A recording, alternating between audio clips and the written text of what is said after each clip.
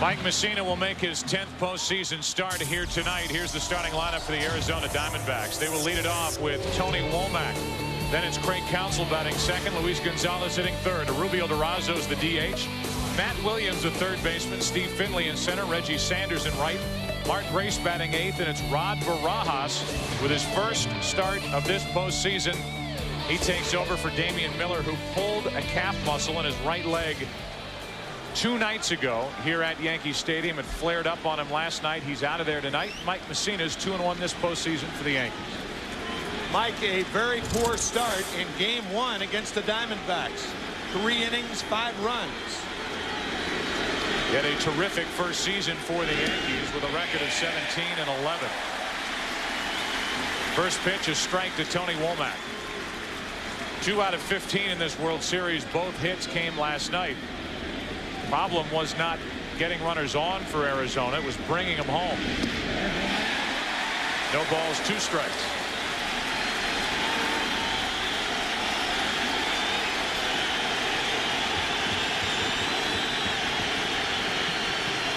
And here we go.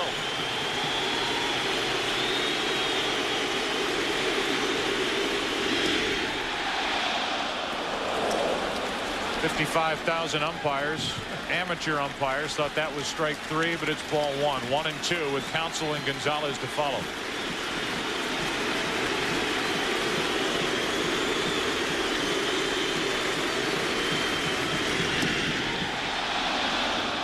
They thought so again. It's 2-2. That was closer than the 0-2 pitch. You can see Posada setting up outside. A lot of pitchers like the front corner of the plate, but that ball just missing. Good call, Jim Joyce. Now the 2-2 pitch to Womack. Went up to foul it back. And it remains 2-2. The Diamondbacks last night got their leadoff man on 4 of the first 5 innings. But on the night, 0 for 7 with runners in scoring position. They hit into 3 double plays. And then eventually blew the 2-run 9th inning lead. Another 2-2. Into right field. O'Neill coming to get it. Maybe his last game in Yankee pinstripes. 1 out. Defensively for the Yankees behind Mike Mussina, it's Shane Spencer, who is making a name for himself in this World Series, still out in left field. Again, it's Knobloch on the bench with Williams, O'Neill in the outfield, Brocious, Jeter, Soriano, Martinez around the infield, and Posada catching Mike Mussina. Mike Mussina perhaps has the oddest array of pitches in the major leagues. From his windup, he's much better, as you could see from a stretch. The knuckle curve and the knuckle changeup, and very effective east and west. Outside corner, inside corner. 1 out, bases empty. Counsell takes ball 1 low. Counsell is 1 out of 14 in this World Series. So he's hitting .071, but last night dropped down 3 perfect sacrifice bunts in his first 3 at bats. Trying to get on in front of Luis Gonzalez, who waits to hit next. 1 ball, 1 strike. When we talk about east and west, we mean inside corner to a left-hander, outside corner to a left-hander. However, he is not particularly adept at keeping the ball around the knees. Waist-high fastballs on both corners is his forte. 1 ball, 1 strike.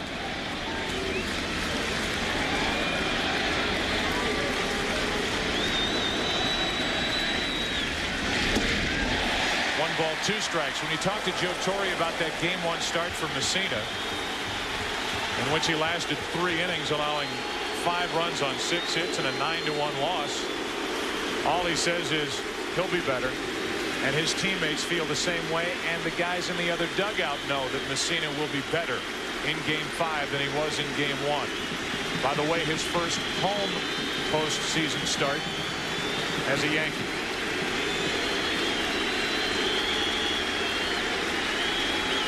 Ball and 2 strikes. 2 balls, 2 strikes. World Series game 1, 3 innings pitched, the shortest outing of his postseason career. 5 runs allowed, 3 were earned, tied for the most in his postseason career.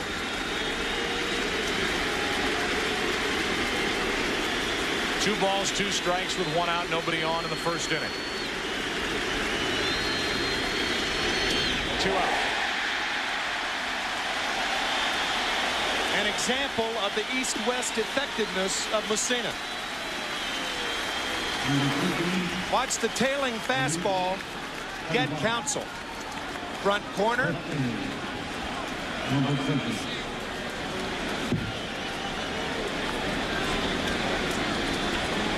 That's nasty pitching right there.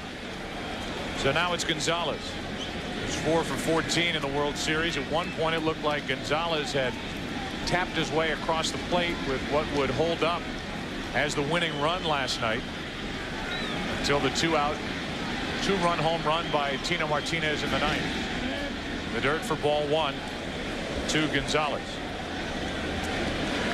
Gonzalez in that start against Mussina hit a 2-run homer in his second at bat against the New York right-hander as Counsell gives a scouting report to Steve Finley.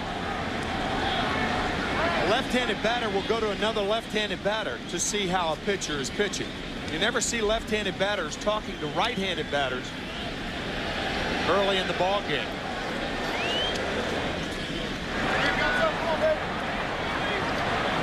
Counsell frustrated with his 1 for 15 start after being the National League Championship Series most valuable player.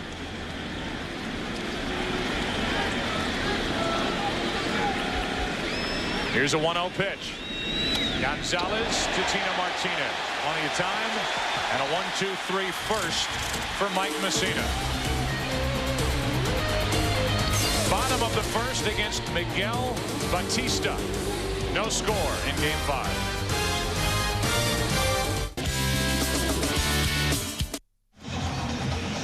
Miguel Batista makes his 3rd postseason start. He is 1-1. This season, we give you the starting lineup for the New York Yankees. They lead it off with Derek Jeter. Then it's Paul O'Neill in right field. Bernie Williams hitting 3rd. Tino Martinez cleans up. Jorge Posada bats 5th. Shane Spencer in left. David Justice moved down to the number 7 spot. He's the DH. Scott Brosius at 3rd. And Alfonso Soriano is batting 9th. He's the second baseman. 48 appearances this year for Miguel Batista, but very flexible for Bob Brenly and the Diamondbacks. 18 starts. And Brenly saying before the game that Batista had 60 walks this year in 140 innings. If he throws strikes, it could be very, very difficult on the Yankees. Standing ovation for Jeter as he leads it off in the bottom of the first.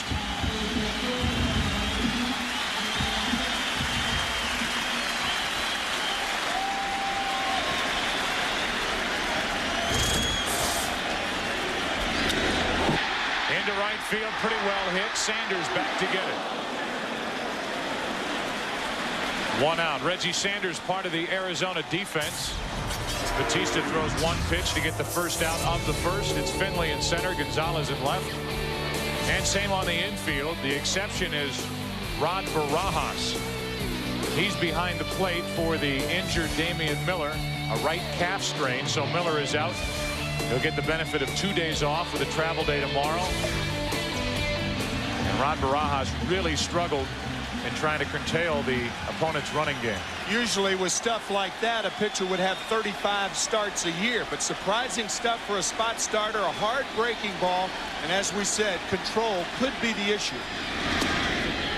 94 miles per hour for Miguel Batista, who's pitching on 10 days rest. Consider that during the regular season, he averaged only 2.9 days of rest between appearances. So he has had a week and a half to think about his first World Series appearance. 2 balls, no strikes as he falls behind O'Neill. A guy who came up with Pittsburgh as a Rule 5 acquisition in '92. Was up with the Marlins in '96, went to the Cubs in '97, Montreal '98, '99, half of 2000. Then on to Kansas City. And this was his first year with Arizona. And he's fallen behind O'Neill 3-0. Derek Jeter swinging at the first pitch. We'll see if Joe Torre gives Paul O'Neill the hit sign here. If he does, O'Neill will look down and in. I talked to O'Neill during the pregame part of our night as he draws a one-out walk. O'Neill, who came to the Yankees in '93 and has been right at the center of the success with Joe Torre at the helm, has played 9 seasons here. A .303 average over those 9 years. A member of 4 World Championship teams. 18 or more home runs the last 9 years. The longest streak by a Yankee since Mantle. He has flourished here in New York. Only a .259 lifetime average in Cincinnati. But has he ever picked it up as a Yankee? Here's Bernie Williams. Williams 3 out of 14 in this World Series, while the Yankees as a team are hitting only .160. They've scored a total of 7 runs in the 4 games played. But it's been good enough to somehow win the last 2 games to even this series. Good play by Rod Barajas, his first World Series appearance. And only his second appearance in this postseason. And it was the best way to find it out. He found out about 2 hours before game time that he was catching instead of losing sleep last night. Damian Miller on your right, the everyday catcher for the Diamondbacks, and so valuable to this team. It's Barajas tonight. The Yankees may test him before the end of the night. Had the worst percentage in throwing out potential base stealers in the National League with a minimum of 30 attempts. You combine that with Batista. Opponents were 24 for 30 against this right-hander and stealing bases against him. Now it's 6 in a row out of the strike zone from the hand of Batista, and a visit from Barajas. Yeah, our parting words from Bob Brenly today. Good stuff if he has good control. Bob Welch now behind, Bob Welch, the pitching coach, behind Bob Brenly. The one thing that you see with pitchers who have control problems, they carry their hands lower because the pitches, for the most part, are easier to control. We talked about Brian Anderson, the left-hander, the other day, bringing his hands down. And you could see Batista releasing the ball with the hands at his waist. On 2-0. That misses. It's 3-0.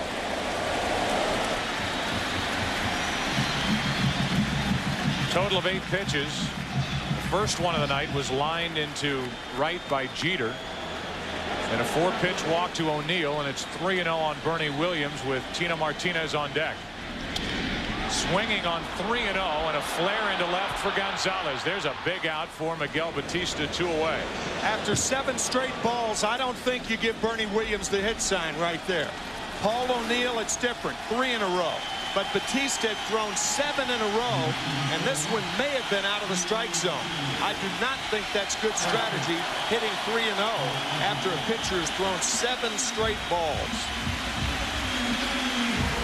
Big hand for Tino Martinez as he steps in.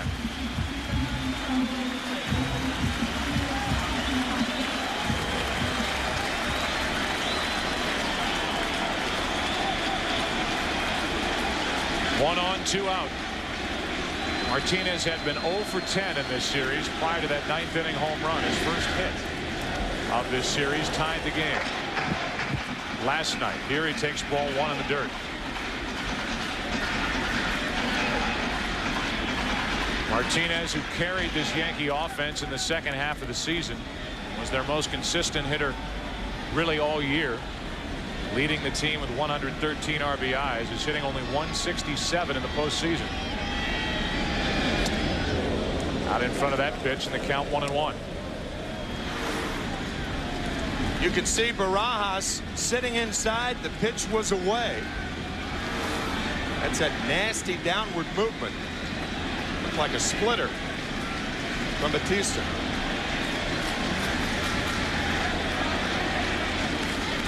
A 1-1 foul. Batista's had 2 very good starts this postseason. He won Game 3 of the division series in St. Louis with 6 innings, allowing 2 runs on only 3 hits.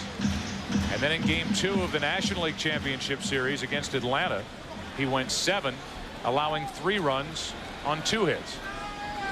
And Here he is 10 days later, starting game 5 of the World Series with the series even at 2 games apiece.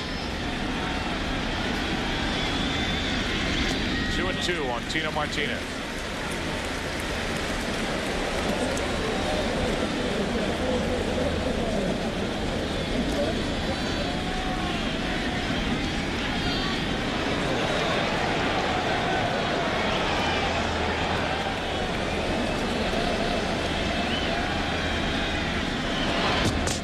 Check on O'Neill.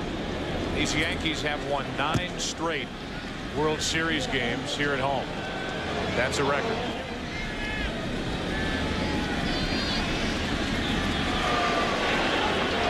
Winning 2-1 in game 3 and last night 4-3 in 10 innings. Another check on O'Neill. The 2-2 count on Tino Martinez at the plate.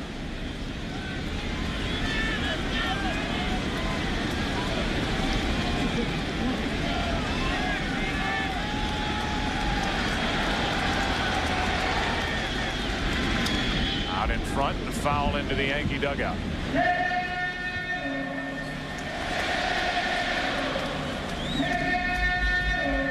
With 2 out and a runner on first, the more looks at a pitcher by Paul O'Neill, the more inclined he is to run. So the more foul balls, the more inclined he will be to take off. A guy who at the age of 38 stole 22 bases this season. And another throw over by Batista.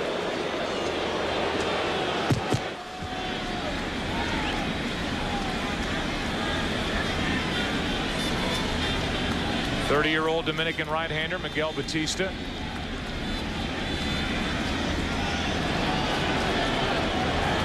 The 2-2. Lined fair down the right field line. Takes a hop, goes right to Reggie Sanders. First and third, 2 out on a single by Tino Martinez.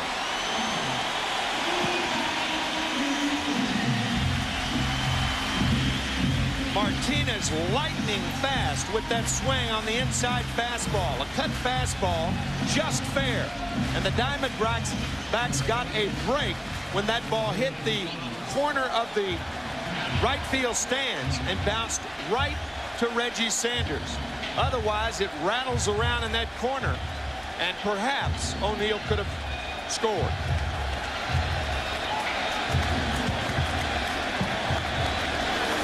O'Neill showing the frustration as thought he might have a chance to score all the way from first on that ball down the line. Now it's Jorge Posada.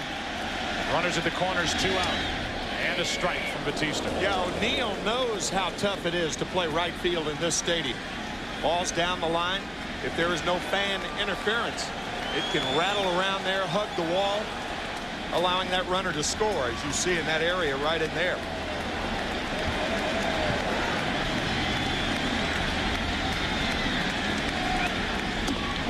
The Yankees are 1 for 16 with runners in scoring position in this World Series.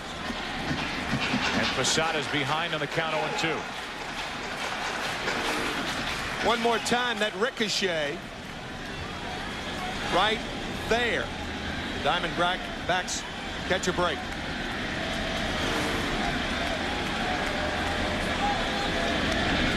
Posada strikes out in the first inning is over.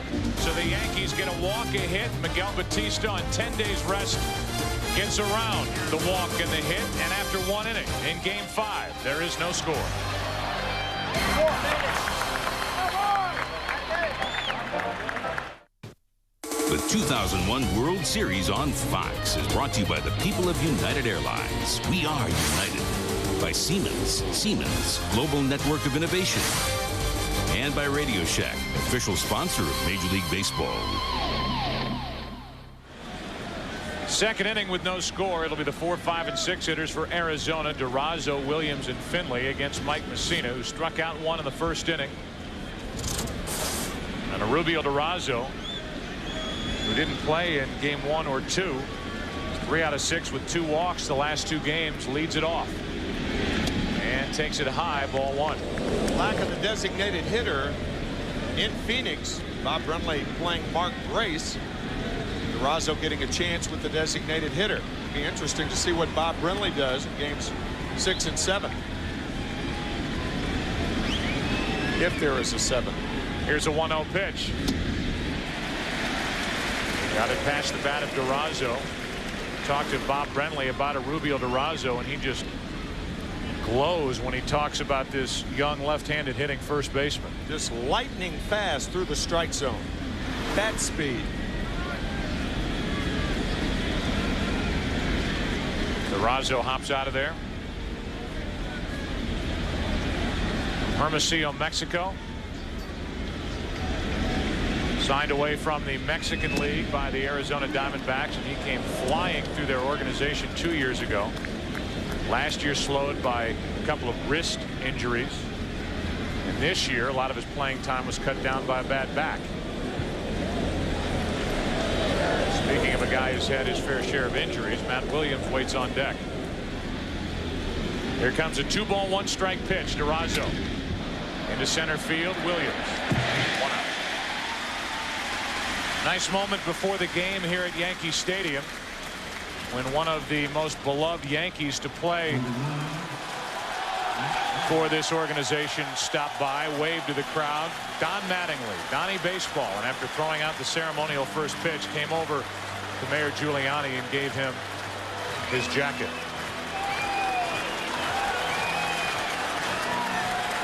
Don Mattingly, one of the more popular players to come around with this team, has been coming around this team a lot more often lately. Called upon by Joe Torre to help Tino Martinez and others through the course of the season with their swing. And isn't it typical that Martinez gets his first hit last night, the game-tying home run, and Don Mattingly shows up? Yeah, after the fact. Yeah, right. Got to hit his first time tonight. Lightning fast, as we said, on that fastball inside. Here's an 0-1 pitch to Matt Williams. 0-2.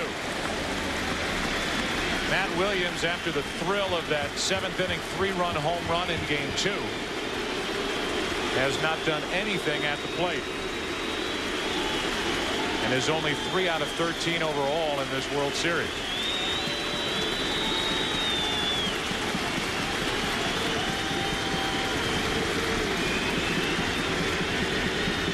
Here's an 0-2. 2 out. Joe, there have been as many bad swings thus far in this World Series as any in recent memory. You could see Matt Williams front side way out of there. He misses this ball by about 6 inches. But it's not exclusively Matt. Hitters on both teams are doing poorly. In fact, if you take Mike Messina's Game 1 start out of the equation, the pitching in this World Series has just shut down each offense as Finley takes strike 1. The numbers for Finley in this World Series: 2 out of 10. Take that start by Messina out. The rest of the starters for each side, a combined ERA of 1.85, averaging 7 innings per start. No balls, 2 strikes on Finley. Clemens got this started for the Yankees in Game 3. Orlando Hernandez.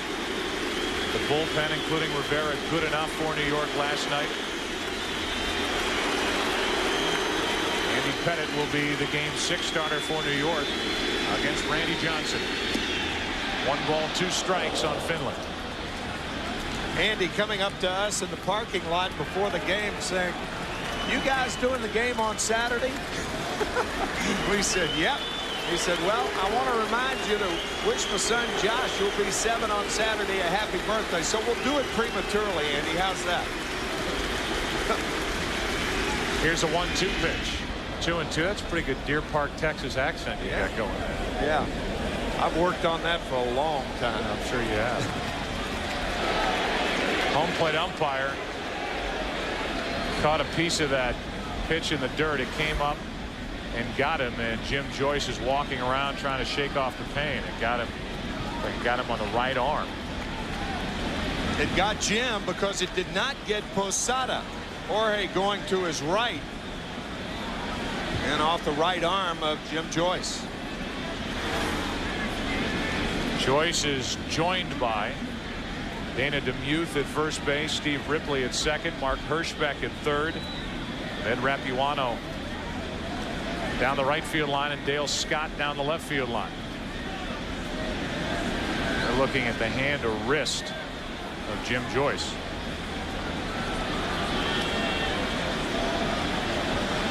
Former American League umpire, now the umpires all under one Major League Baseball umbrella. Gene Monahan, the trainer for the Yankees, the head trainer. Steve Donahue, the assistant trainer, looking at Jim. Appears to be all right. That's a strike calling hand too. See if that right hand is tucked behind his back on the next pitch. Looked like it was tucked there, but it nope, came up and hit Jim on the right forearm, right below the elbow, it appeared. 2 balls, 2 strikes. 2 out, nobody on, and Finley looking for the first Arizona hit.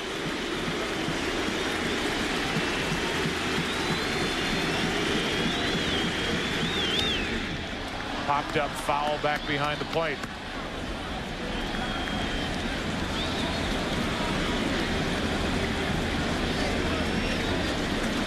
So Finley in a battle with Messina. Question is, who will take a 3-2 advantage out to the desert? Travel day tomorrow, and then game 6 on Saturday night. Another 2-2. And Jim Joyce is thankful that Posada got his body in front of that. It's 3-2. Yeah, the Diamondbacks will be flying to Phoenix tonight, arriving about 5 a.m. The Yankees will not travel until tomorrow. That is pretty standard practice since the Yankees are home. Get to sleep in their own beds, says Joe Torre. Randy Johnson will start game 6 against Andy Pettitte. Saturday, 7:30 Eastern, 4:30 Pacific. Here's a 3-2. Finley fouls it back and out of play.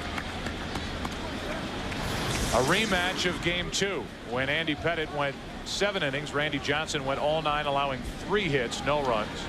Andy Pettitte really threw the ball well that night, but was matched up against Randy Johnson, and nobody was going to beat Randy Johnson in game 2. And the big blow, as you said earlier, the 3-run home run by Matt Williams against Pettitte.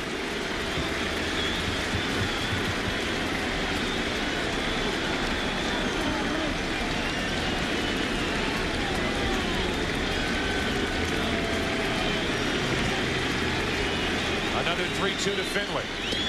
And the inning is over. 3 strikeouts now for Messina. He has been perfect through 2. Batista stranded 2 runners on in the first. He'll take on Spencer, Justice, and Brocious with no score. The 2001 World Series on Fox is brought to you by The Joy of Pepsi, by Shallow Hal, a new comedy from the Farrelly Brothers, special sneak preview tomorrow, and by Taco Bell's new chicken quesadilla. Bottom of the second, no score. Bottom part of the order for New York against Miguel Batista, who allowed a 1-out walk. Then a 2-out hit to Tino Martinez, but struck out Jorge Posada to strand 2. And on a 95-mile-an-hour fastball that counts 0-1 on Spencer.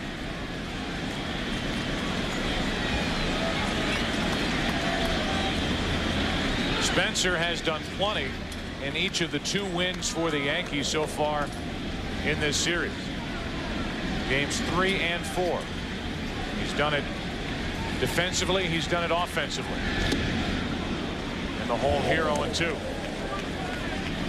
Whether it's been a diving catch, it's been his throwing arm, or a home run in last night's game. Spencer is right now a solid part of Joe Torre's lineup. Good pitch from Batista. Second strikeout for the Arizona right-hander. 1 out. A good splitter right there. Get Spencer. You could see Shane swinging over that pitch. We talked about Batista and where he holds his hands, delivering the ball with his hands around his waist. Mike Mussina's not like that. Mussina doesn't have control problems, but Batista does. Consequently, Messina holds his hands high when he delivers the ball. Batista holds his hands low. Usually the lower a pitcher carries his hands, the more problems he has with control. Missing with ball one to David Justice, whose only hit came because Craig Counsell lost his footing in last night's ninth inning.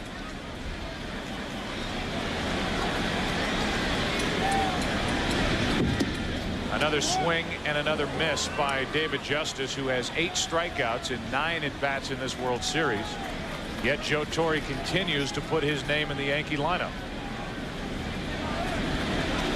Chuck Knobloch has been on the bench. Spencer has been in there. Justice has stayed in there. The grounds to short. Stayed down for Womack, and Tony stayed down on it, 2 away.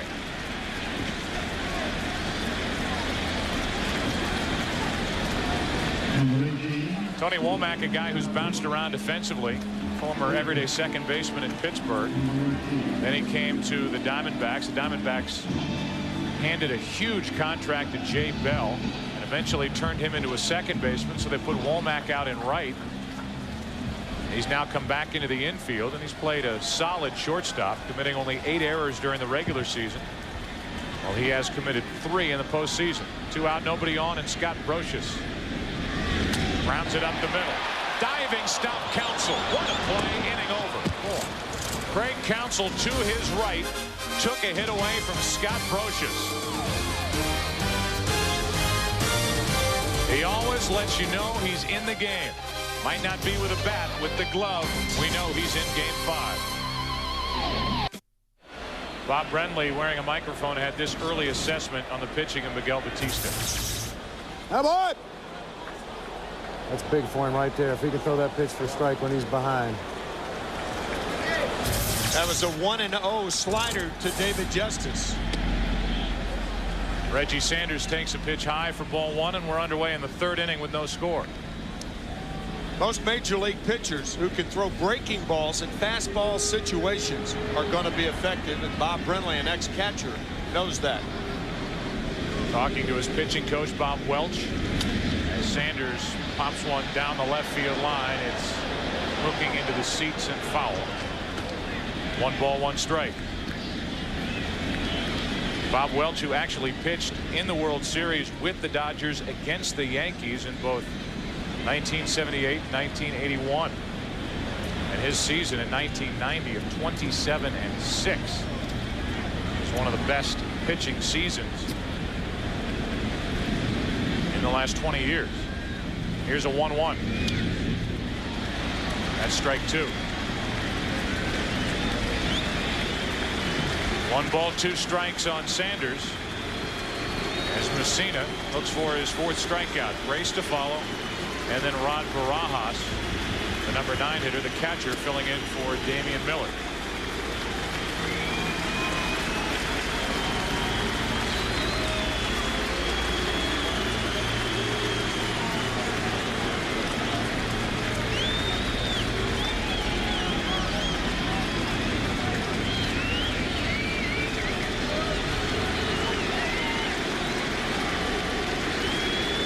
Here's a 1-2. 1 out, strikeout number 4. Continue to talk about pitching. We talk about Bob Welch. Game 2 of the 1978 World Series.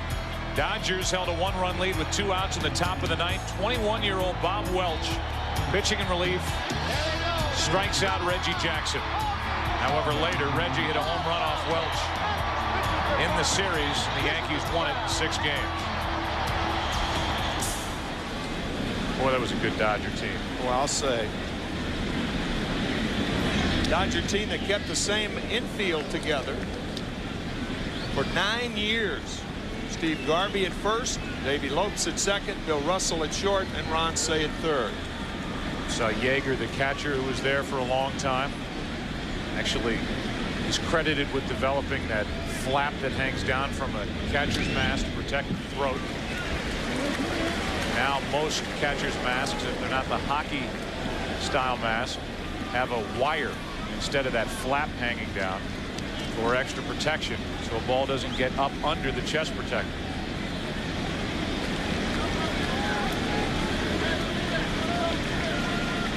1 ball, 1 strike, 1 out, nobody on. Grace. Home plate umpire Jim Joyce is going to stay on his toes back there tonight. 2 balls and a strike. Well, usually with pitching like this in the World Series, home plate umpires have problems because of the action of the pitches. Messina with an excellent knuckle curve thus far. On the outside corner with a 91-mile-an-hour fastball. It's 2-2.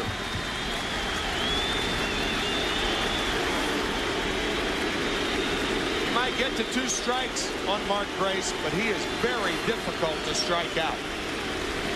Messina struck out 4, 1 out, top of the 3rd inning, no score. Just inside for ball 3.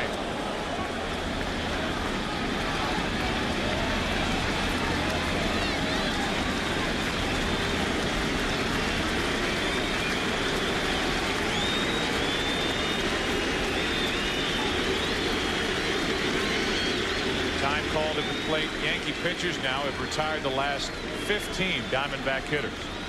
Going back to last night's game. And after Stanton gave up a couple of runs, good work by Ramiro Mendoza, and then the typical work by Rivera to help the Yankees win. So with 2 strikes, Messina cannot put away Mark Grace. And the Diamondbacks have their first base runner, a 1-out walk in the 3rd inning. Barajas will come up this week. Fox NFL Sunday begins with America's #1 pregame show as JB, Terry, Howie, and Chris get you ready for kickoff. Then the Buccaneers will take on the Packers in an NFC Central battle. The Buccaneers coming off a dismantling of the Minnesota Vikings this past weekend, taking on Green Bay. Cowboys will also battle Kerry Collins and the Giants. Eagles and the Cardinals or other regional action. Coverage begins at noon Eastern, 9 a.m. Pacific here on Fox. Here's Barajas with his first at bat of the postseason. A guy who hit only 160 during the regular season while he was with the big league club. But while playing at AAA Tucson in 45 games, hit .321 with 9 home runs. He started the season with the Diamondbacks, was sent down on June 15th, called up for 5 days in July, and returned in September. 26 years old. Facing Mike Messina, and ahead on the count, 1 ball, no strikes. 1-1. Of all the games for Damian Miller to come up lame, as he pulled a right calf muscle 2 games ago, and he tweaked it again last night, so he's out of the lineup. It really plays into the Diamondbacks' hands as Barajas really worked well with Miguel Batista down the stretch. 2 big starts against the Dodgers when the Diamondbacks were still in a battle for the National League's Western Division. Division they won by 2 games over the Giants. That's foul. The count 1-2. I think if Damian Miller were a left fielder, he could have played tonight. But because he's a catcher and has to squat, that's what makes the calf muscle strain much more difficult and limits his mobility.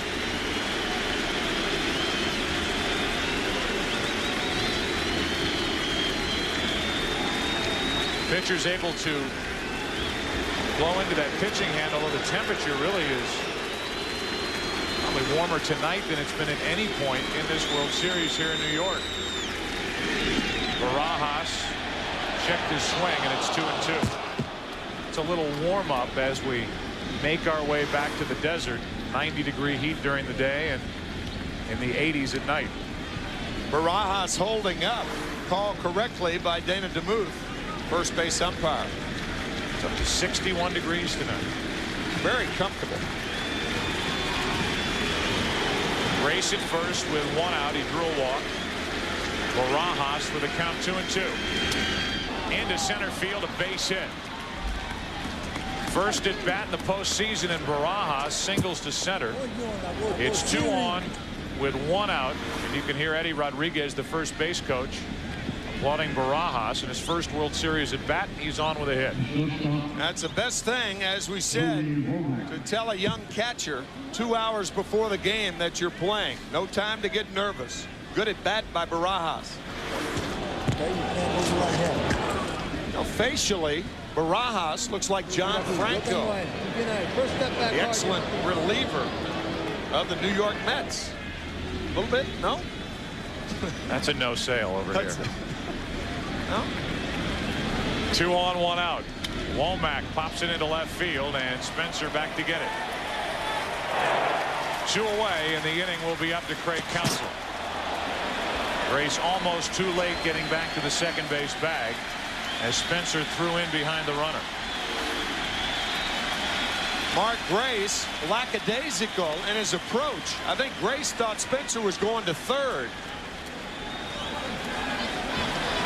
There's Grace right there. Mark thinking Spencer's going to third. Whoa!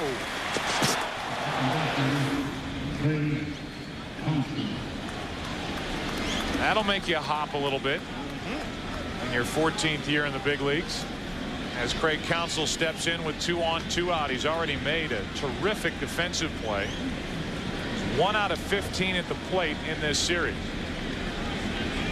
The more awkward approaches to hitting that exists not only in the big leagues, but in Little League, in the minor leagues, you name it.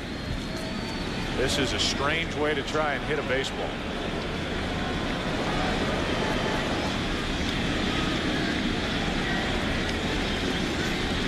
Two on, 2 out. A strike and a throw behind Grace, who's able to get back. Even with Posada popping up to throw down to second, the home plate umpire, Jim Joyce, gave Messina the strike. It's a good play by Posada because Mark Grace is not a fast runner, so he has to cheat somewhere. He has to try to get an extra step or 2. And Jeter trying to slip in behind Mark. Nothing doing.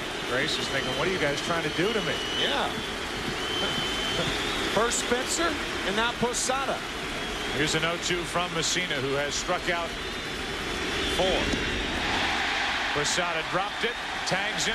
Counsell has struck out twice, and Messina gets around a walk and a hit. Diamondbacks get their first base runners, and we go to the bottom of the 3rd inning. They call it Moose for obvious reasons. No score, bottom of the 3rd. Some of the great moments of the 2009.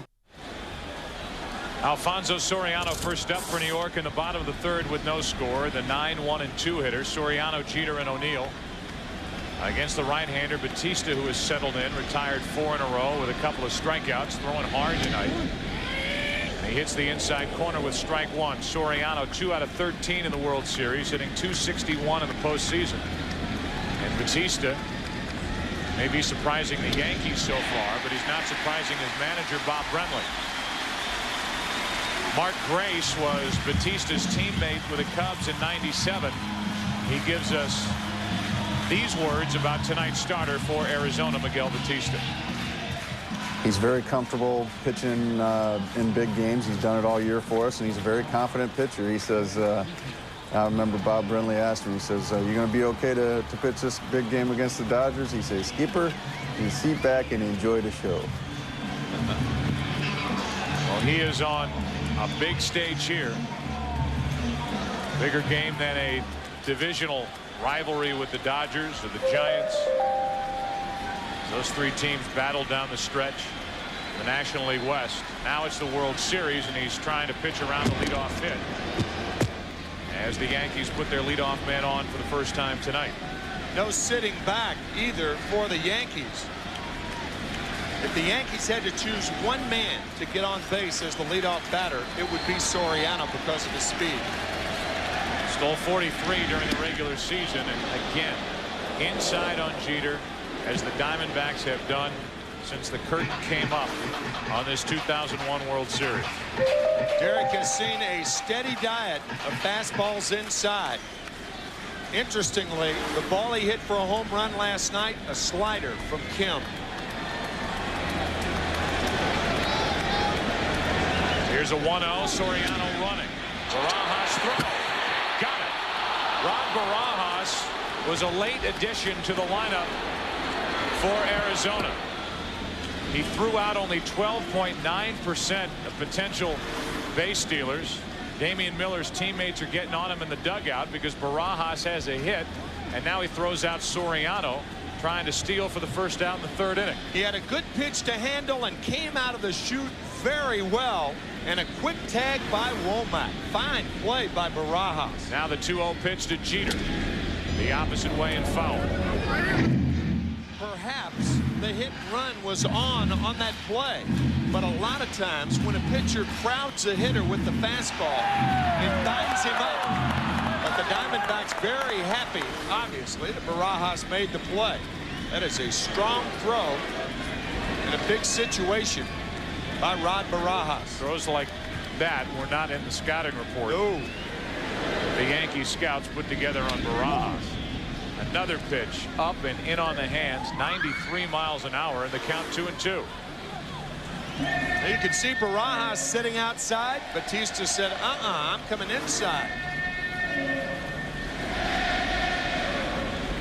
There's the combination of Barajas and Batista. Barajas trying to calm down Miguel Batista, who missed his target by plenty but got the strike on the foul ball. 2-2.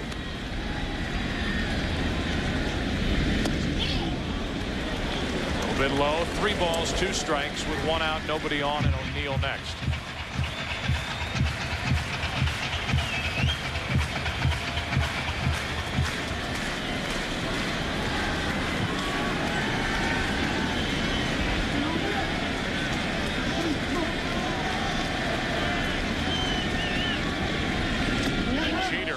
Swing struck him out. 3rd strikeout for Batista. 2nd out here in the 3rd inning. Remember Bob Brenly's comment, in a fastball situation, if he can get this pitch over, he's going to be effective. He doesn't get it over, but it's enticing enough to Jeter.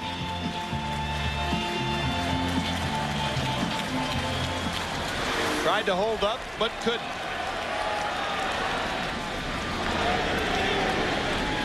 Jeter frustrated with that swing, and his 2 at bats so far tonight against Batista. 0 for 2, and now 2 out of 18 in this series. Here's O'Neill, and there's strike 1.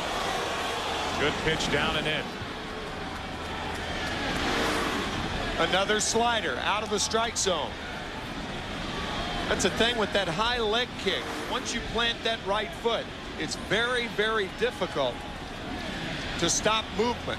That high leg kick, you see more check swing strikes than the other way. Off to the left, and it's 0-2. 7:30 Eastern, 4:30 Pacific. The Yankees and the Diamondbacks game 6 on Saturday night, and a rematch of Andy Pettitte against Randy Johnson. And if there is a game 7, it'll be Roger Clemens against Curt Schilling.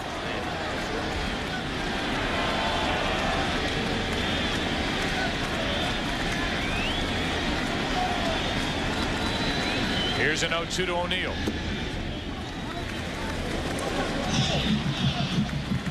On deck is Bernie Williams. O'Neill walked his first time up.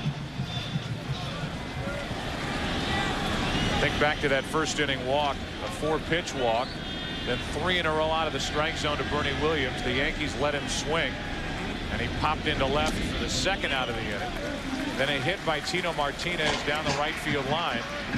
Set up first and 3rd, but Posada struck out. And that 3-0 pitch to Bernie Williams could have been a ball. We said it at the time. In our view, that was not the time for Bernie Williams to be swinging 3-0. If a pitcher wants to get wild, you try to let him get wild. But when Williams flied out to left, it got him settled down. The 2-2 pitch. O'Neill to the shortstop, Womack. Miguel Batista is doing exactly what Bob Brenly thought he may do. Surprise starter Rod Barajas took care of the first out of the inning by getting Soriano. Batista got the next 2, and we go into the 4th inning with no score. The 2001 World Series on Fox is brought to you by Chrysler. Drive equals love.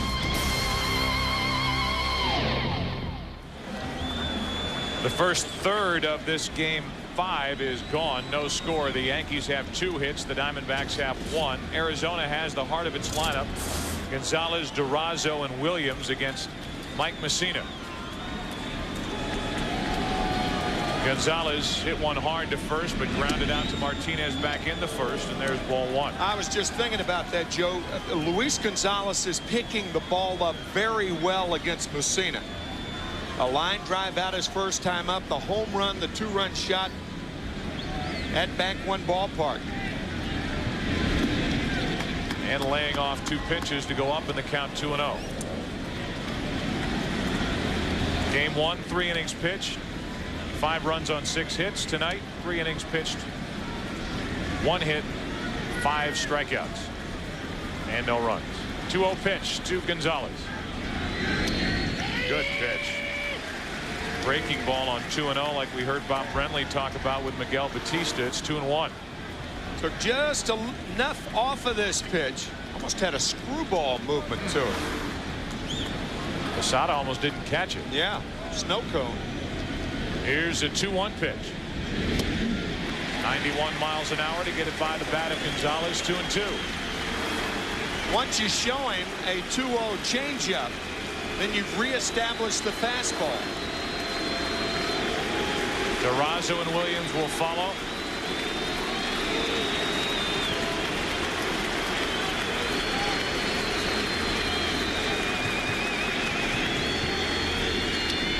Off the end of the bat and back toward us.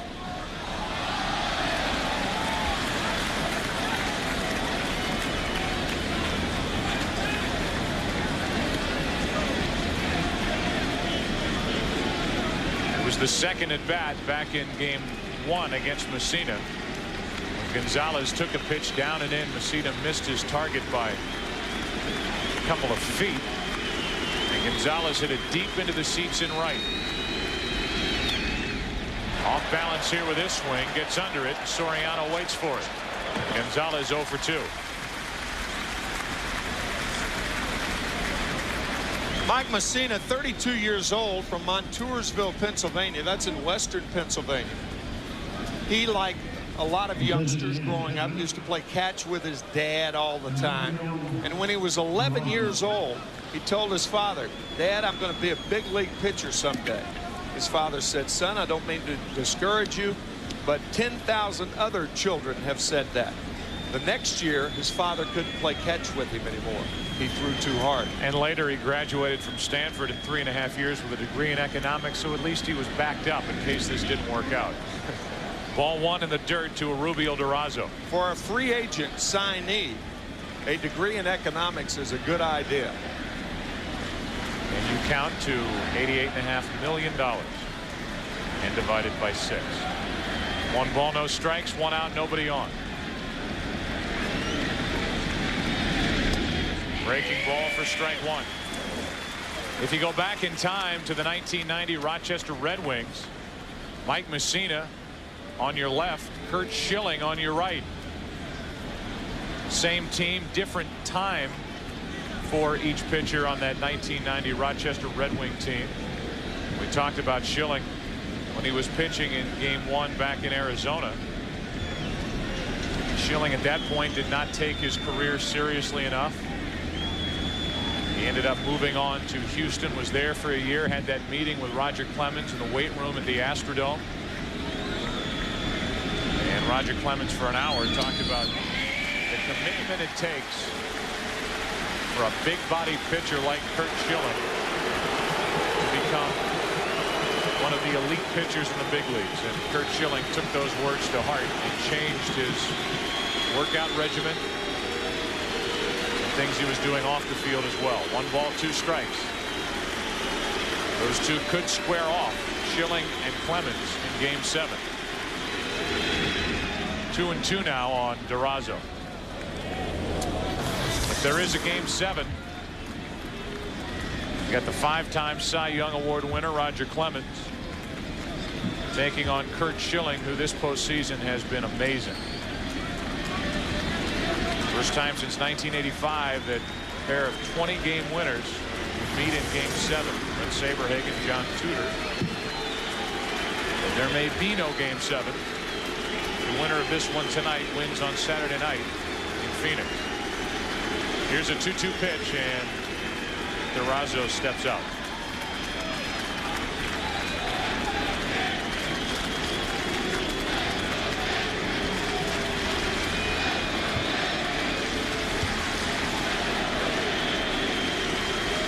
One out, bases empty. Durazo strikes out. 2 gone. 6 strikeouts for Messina.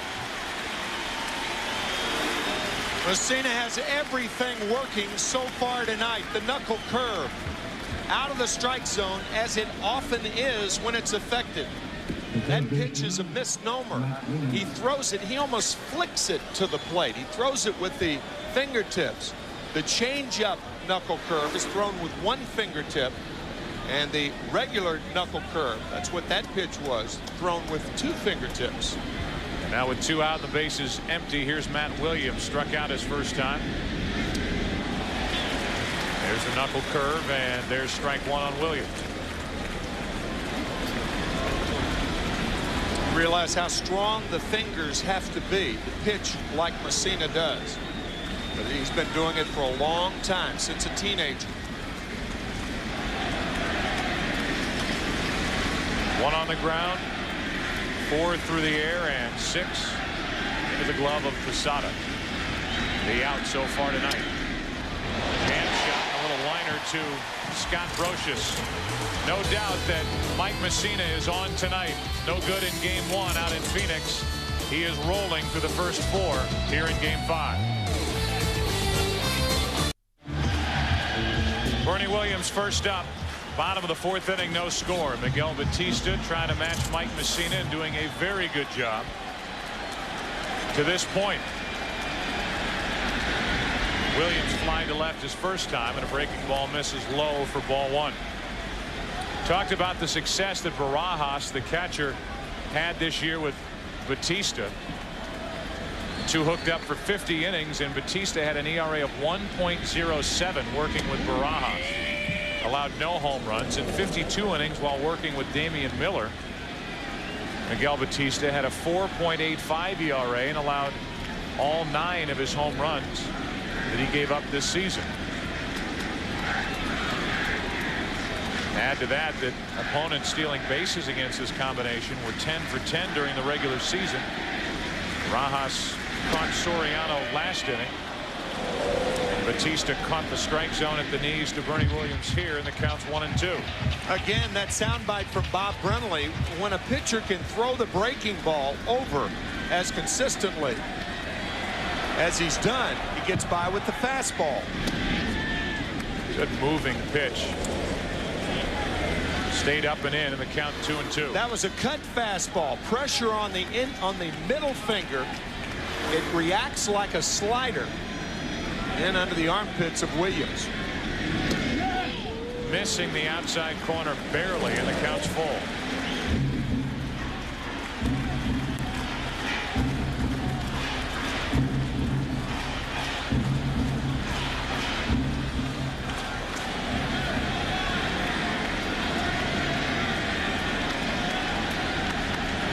The 3-2 to Williams. A leadoff walk. Second walk handed out by Batista tonight.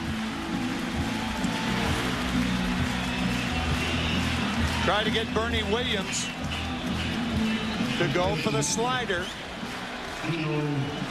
Bernie not biting. Here's Tino Martinez. Single down the right field line his first time up.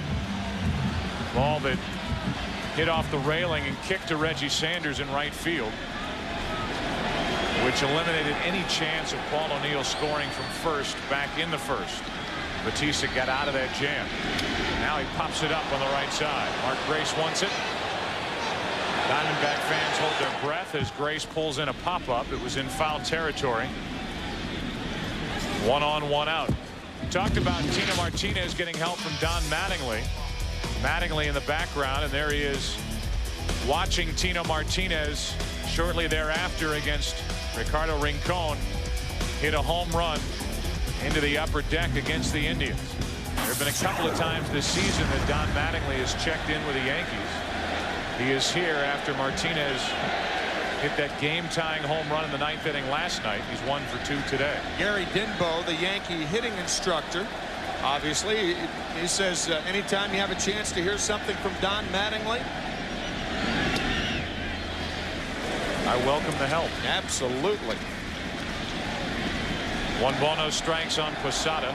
He's Gary Denbo, who took over this season for Chris Chambliss, who's been the hitting instructor for Joe Torre. The start of that 96 season. Here's a 1-0 on the inside corner. Good moving pitch, and it's 1-1. Again, the slider.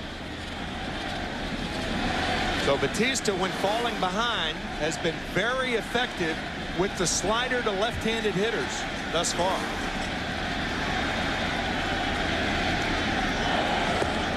Go to first. It really hasn't mattered who has been on the mound for Arizona in this World Series. The Yankees just are not hitting. They've been getting clutch hits, and obviously last night thrilling hits for the New York fans.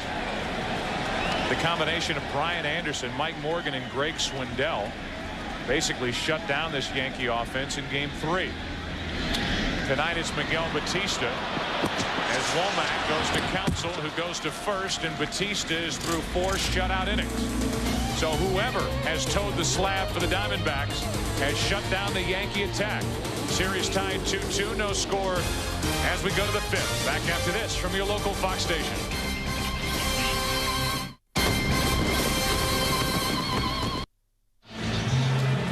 The Diamondbacks hitters have so far amassed only 1 hit against Mike Mussina, but they have made him work. Through 4 innings, he has thrown 60 pitches. Consider that Mariano Rivera is needed, or is available if needed, but only available for 1 inning tonight after working 2 innings in Game 3 and 1 inning here last night. Joe Torre will not use him for more than an inning tonight. At least that's what he told us prior to the start of the game, and that could always change. Pitch count can be good news and bad news. For Mussina, so far, it's good news, because when you strike out hitters, you obviously throw more pitches. One of the reasons for the high pitch count, he has struck out 6. 6 strikeouts, 1 walk, 1 hit. Knuckle curveball in there to Finley. Whoa. Off the table. Here's a 1-1 pitch. Steve Finley jumping back off the plate on strike 2, 1-2. You see, the pattern to Mussina is there's no pattern. Knuckle curve, and then Krauts Finley with the tailing fastball. Finley gets it into deep right, and the Diamondbacks are on top. Home run Steve Finley, and it's 1-0 Arizona in the 5th.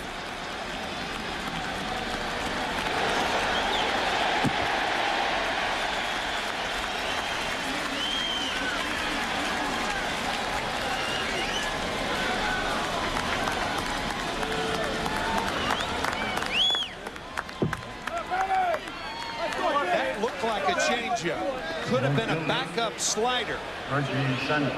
But Steve Finley's eyes had to get awfully big with whatever it was in the middle of the plate. He crushed that ball. Now Reggie Sanders takes a pitch in the dirt. Ball 1. Finley turning to Posada and said, Jorge, I'll handle this one. Mussina gave up 20 home runs during the regular season. The Diamondbacks and their bench, they knew it immediately. And Arizona is out in front 1-0 here in the 5th inning.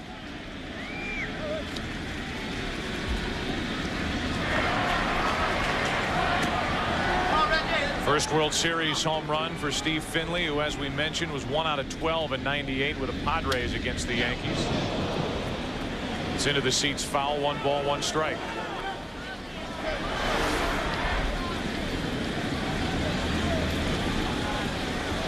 Could have been a knuckle curve. Whatever it was in the middle of the plate, but not for long. Here comes a 1-1 pitch to Reggie Sanders on the inside corner. 1-2. There have been a lot of hitters going around the bases in this World Series, but not a lot of hitters on base. Either a home run or nothing. All or nothing at all, as Frank Sinatra would sing. Here's a 1-2 pitch. Sanders strikes out, and that's strikeout number 7 for Mike Mussina. Take something off the curveball here to get Reggie Sanders. The Yankees in the bottom of this 5th will have Spencer, Justice, and Brocious. As Mark Grace digs in. Grace went deep last night, got one into the upper deck. A game-tying home run in the top of the 4th inning. It stayed a 1-1 game until the Diamondbacks got 2 in the 8th. Grace down the right field line, hooking foul. Last night, 3-1 pitch.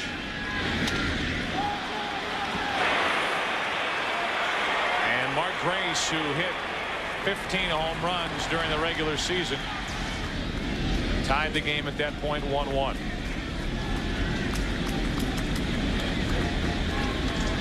One out, nobody on. Grace grounds to Martinez. 2 out.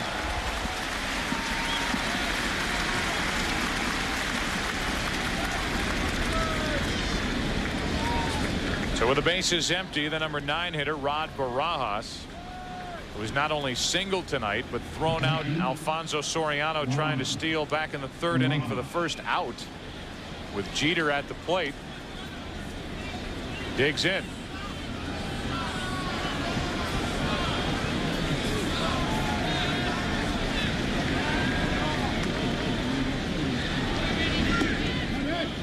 Low for ball 1. That home run took the Yankee crowd out of the game momentarily. But keep in mind that the Yankee crowd was out of the game last night with 2 out in the bottom of the 9th inning. And it was Tino Martinez who took the first pitch that he saw from Byung-Hun Kim. Got it just over the wall in right center field. 1 ball, no strikes on Barajas with 2 out, 1-1. So here are the Diamondbacks trying to stop the momentum that is gathering for the Yankees with their victories in games 3 and 4, especially the way they did it last night in almost unbelievable fashion to beat Arizona. We mentioned it at the top. The Yankees, by coming back and winning that game, became only the 3rd team in World Series history to win a game when they entered the bottom of the 9th inning down by 2 or more runs. First time it's happened since 1929.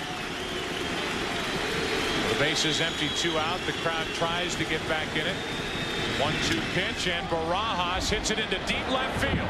Back at the wall. It's 2-0 Arizona.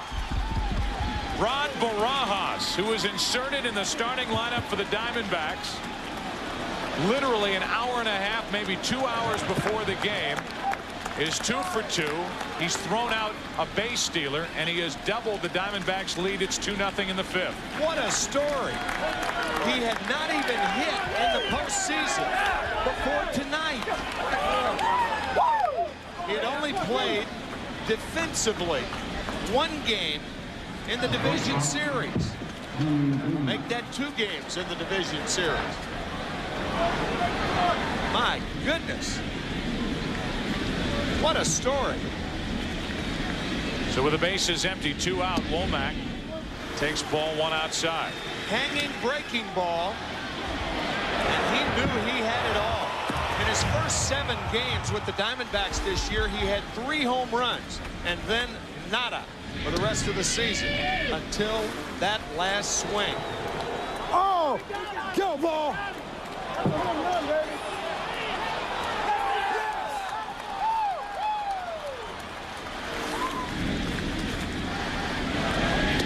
There's a strike to Womack, and it's 1-2. So Bob Brenly has seen Steve Finley hit his first career postseason home run in this inning. And now Gonzalez and the Diamondback bench applauding Rod Barajas. Damian Miller, one of the first to greet Barajas when he got back to the dugout as Womack strikes out. The damage is done for the Diamondbacks. Steve Finley led off. Got one out to right. With 2 out and the base is empty. A guy trying to be a Game 5 hero, Rod Barajas, got into one. And with that, after 4.5, it's 2-0 Diamondbacks. Here is our MasterCard fan cam as we play the bottom of the 5th in Game 5. I see trees of green, red roses too. I see them bloom for me and you. And I think to myself, what a wonderful world.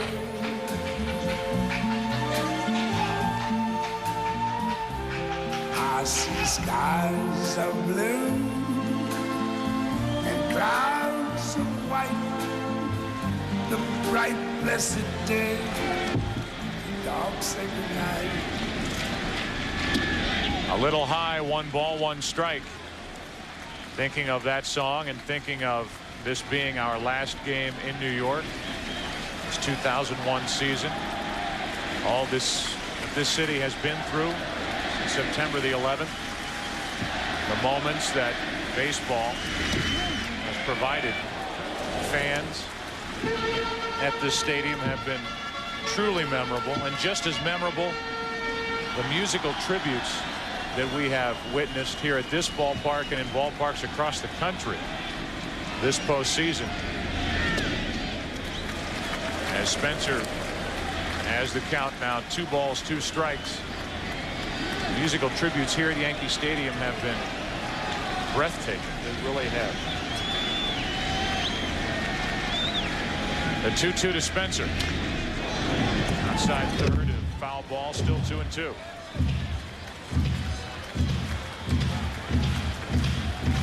Police officers bringing that tattered American flag here to Yankee Stadium, recovered from the World Trade Center site. Recovered 3 days after the bombing. Tower 2 falling on that flag, and it's here at Yankee Stadium. It has been flying out in center field these 3 games here at Yankee Stadium.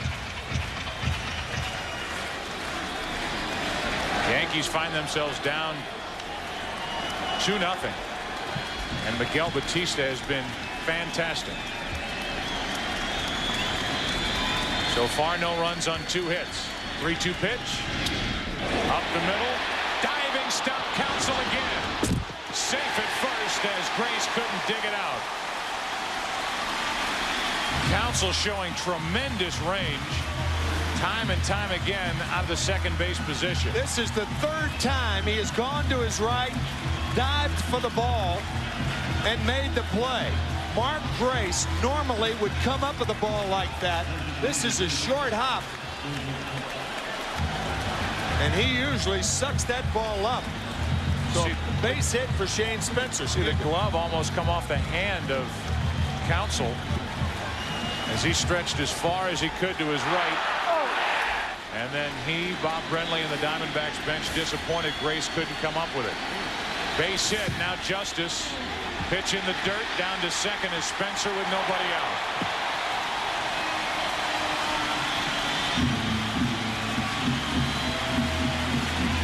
So the fine diving play by Counsell, but Grace unable to come up with the short hop, and now Barajas can't come up with the short hop. Spencer, an excellent base runner. He's not as fast as some Yankees, but excellent instincts on the bases. Takes second easily.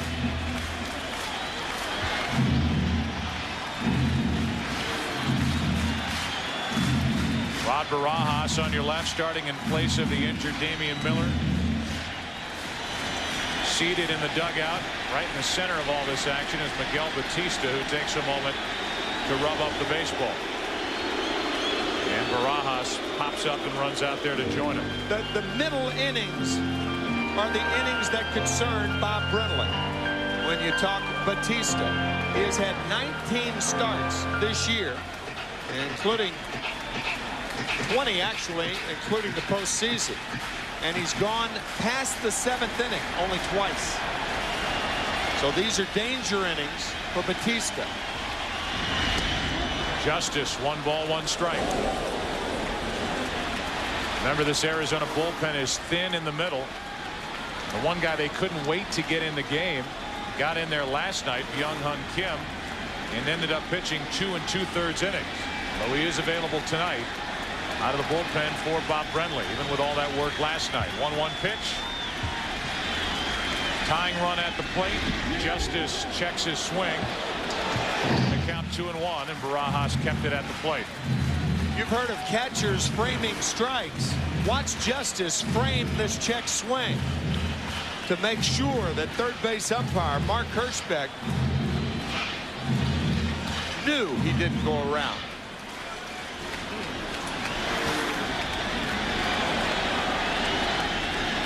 So now a 2 ball, 1 strike count on Justice.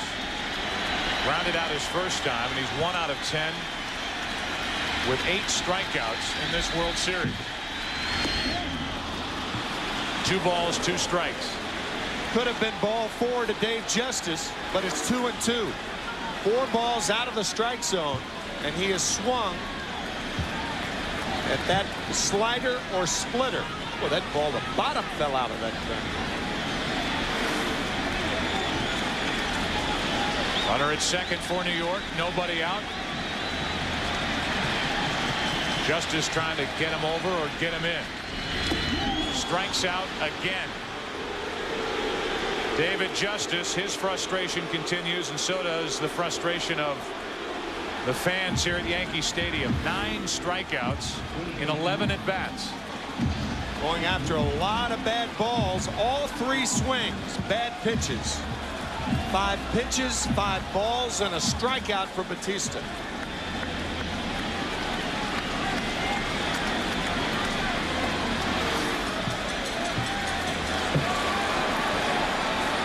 So Justice keeps finding his name on the lineup card, but can't do anything at the plate as Brocious taps it foul. Not even a productive out for David Justice. He pulls the ball, fly ball to center field or to right field, pulls the ball to the right side of the infield. Then the Yankees have a runner on at third with less than 2 out to score a cheap run. Not so.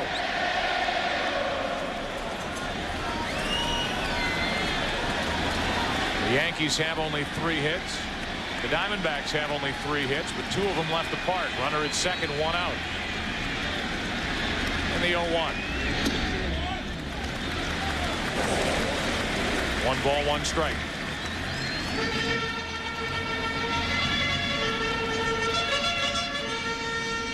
One out of 18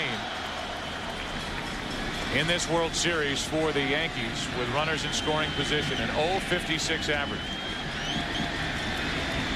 They've scored a total of 7 runs in 4.5 games now. Yeah, they've been the Bronx winners so far in this postseason, but anything but the Bronx Bombers.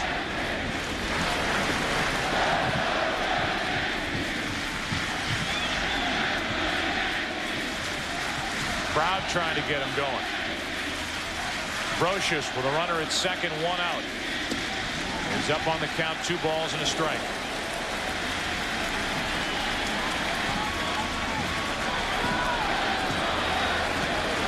Diamondbacks with Bautista on the mound tonight as opposed to last night.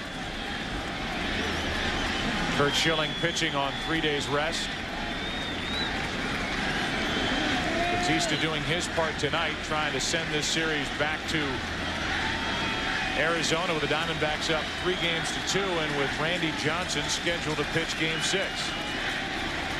Leading 2-0 in the 5th inning. A 2-1 pitch, 3 balls and a strike, with the rookie Soriano waiting on deck.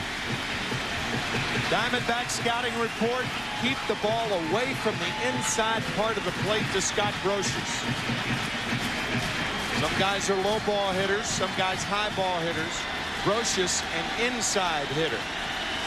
Pitch number 65 coming from Miguel Bautista. 3-1 pitch to Brocious. Full count. If Brocious was expecting a 3-1 fastball, he didn't get it. And that has been the story with Bautista thus far. Sliders and fastball counts. And you could see Scott Brocious swinging flat-footed at that 3-1 slider. You heard it from Bob Brenly earlier. If he can get that pitch over, right behind in the count, he'll be effective. Now the 3-2. Brocious pops it up down the right field line. Grace giving it a look, and it's out of play.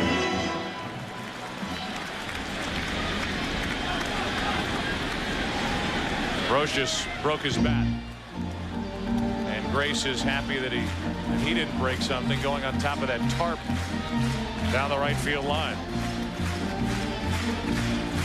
I think more bats are broken on balls hit off the end of the bat. Nice try by Mark Grace, scaling Everest in foul territory. So the count full, 3 balls, 2 strikes on Brocious. It represents the tying run at the plate for New York. Infield hit by Spencer started the inning. A wild pitch, then Justice struck out. Brocious hits one into right. Second out of the inning, and it's up to the number 9 man, Alfonso Soriano, as Miguel Bautista tries to get through 5 shutout innings. You know, when you think about that at bat, Scott Brocious did not have one pitch inside, even though that pitch was up, away, and he broke his bat again. So the 3-2 fastball the first time broke one bat, and the ball he put in play broke another one. We talked about the strength of the arms in the outfield for Arizona. You wonder, had Justice been able to advance the runner Spencer over to third, if with the way the Yankees are swinging the bats, they may have tested Sanders on that fly ball. I think they probably would have. 0-1 now on Soriano. What a job Miguel Bautista is doing here in Game 5. Bob Brenly saying before the game that the Yankees might be surprised with what they get from Miguel Bautista. Soriano to third. Williams backs up. Long throw. Inning over. I'm sure the Yankees are surprised with what they're getting from Miguel Bautista. The Diamondbacks aren't. He has been terrific. And after 5 in Game 5, 2-0 Arizona. The 2001 World Series on Fox is brought to you by Budweiser. The crisp, clean, refreshing taste you'll find in no other beer. This Bud's for you.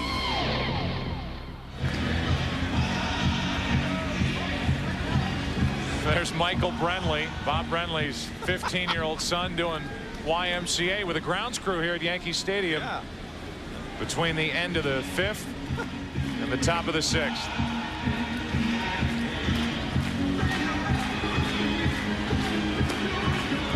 Think he's having any fun trailing Dad around? Oh, man. What a run for Bob Brenly in his rookie season as a manager. 47-year-old manager. And he has heard one opinion after another about the decisions going into last night's Game 4 and during last night's Game 4. Should you start Curt Schilling on 3 days rest? I think with the way Curt Schilling pitched, now having him available for Game 7, that was the right decision. No question. Then the question was, should he have come out after 7 innings?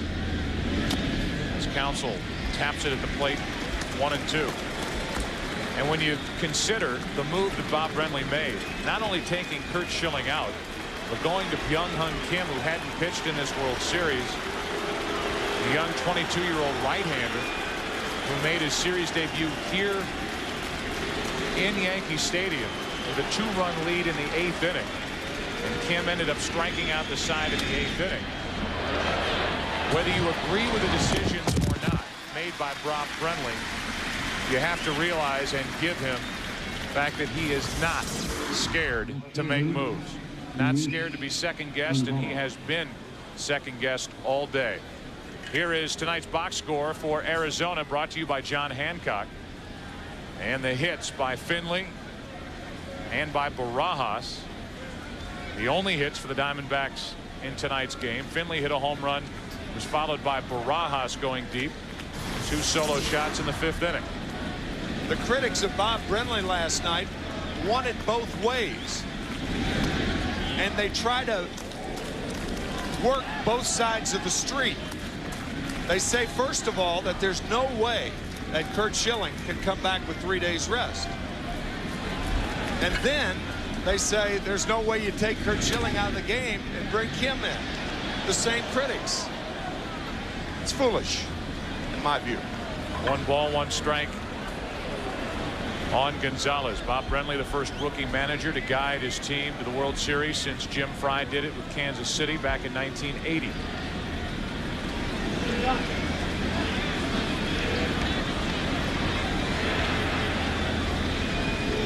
One ball, 1 strike with 1 out, nobody on. Gonzalez reaching for it, a flare to center. Williams broke back, comes in and gets it. 2 away with Durazo coming up. Change up to Luis Gonzalez, and a nice play by Bernie Williams. Curt Schilling, one of 2 stoppers as a starter for Bob Brenly. And then Byung-Hyun Kim is their stopper in the bullpen. But because of the results, naturally, open to question. The third was whether you send Kim back out there for the 3rd inning, throwing 61 pitches. Check swing ground ball off the bat of Durazo, and Messina tags him to end the top of the 6th inning. That's history. In the present, we go to the bottom of the 6th inning in Game 5 with the Diamondbacks up 2-0. The 2001 World Series on Fox is brought to you by Chevy Trucks, the most dependable, longest-lasting trucks on the road. By Paxil. And by MasterCard. There are some things money can't buy. For everything else, there's MasterCard. Well, as we move to the bottom of the 6th inning with the Diamondbacks up 2-0, Albie Lopez and Troy Brohan, right-hander and a left-hander, getting loose for the Diamondbacks in their bullpen. As the top of the order will bat for the Yankees, Jeter, O'Neill, and Williams against Miguel Batista, who's allowed no runs on 3 hits.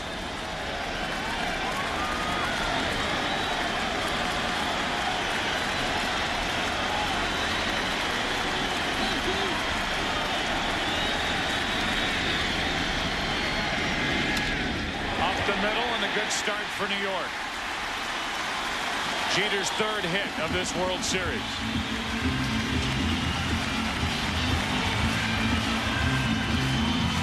Byung-Hyun Kim struggles against left-handed hitters. And it was O'Neill who floated a hit to left field in the 9th inning with 1 out. And then with 2 out, another lefty, Tino Martinez, hit the game-tying home run on the first pitch.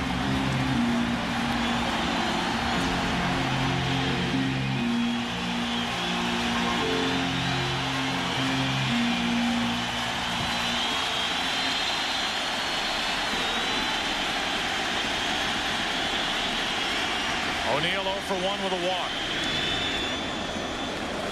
Strike 1.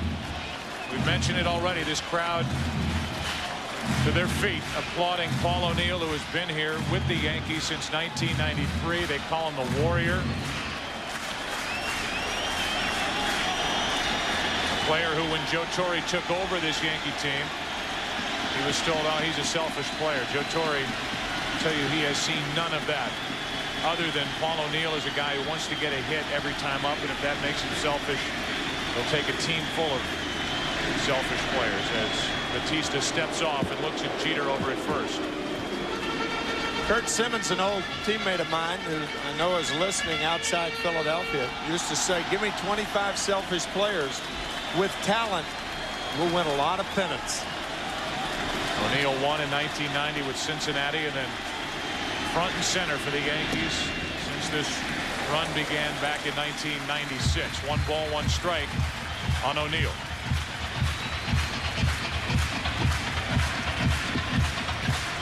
O'Neill did not start in Game 1 or Game 2. He is 3 for 10 at the plate. He's the tying run at the plate right now. And Batista falls behind him 2-1.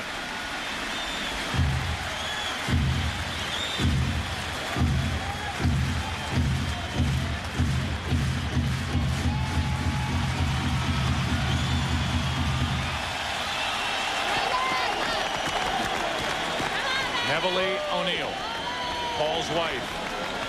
Paul has hinted that he will retire at the end of the season. He's never flat out said this is it, but he has hinted along those lines. It is widely regarded that this is his final game.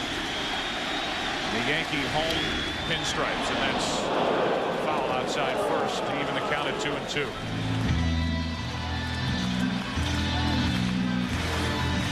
A slider to O'Neill with the count. 2 balls and 1 strike. Jeter hit a slider. I think the surprise of the slider from Batista has gone, and that's why Bob Brenly has Lopez and Brohan warming in the bullpen.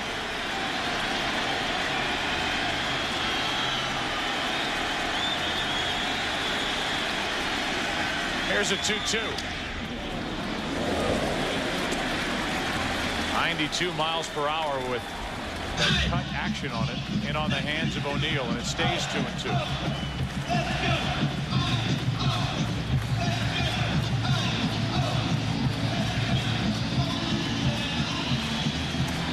Paul O'Neill, at the age of 38, became the first player in Major League history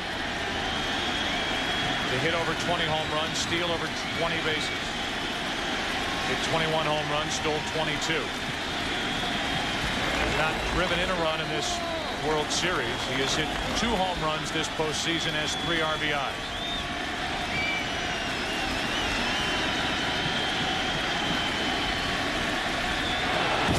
Jeter back easily. We showed that hit of Paul O'Neill last night with 1 out and nobody on in the 9th inning.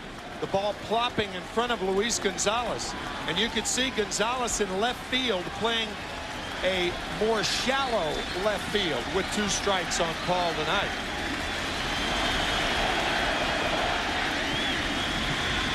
The 2-2. Slow roller to Counsell. Tag for 1 out. Double play. What a play by Craig Counsell, who defensively has been terrific here tonight in Game 5. Proper play by Jeter, trying to knock the ball out of the glove of Counsell. And the gritty Counsell completes the double play. If there were runners on 1st and 3rd in this situation, the runner going from 1st to 2nd stops and gets caught in a rundown. There's no sense in stopping if you're the only runner on. So Jeter doing the proper play, and a fine play by Counsell. And now with 2 out, nobody on, Miguel Batista 1 out away from pitching 6 shutout innings here in Game 5. Bernie Williams stands in his way. Williams 0 for 1 with a walk.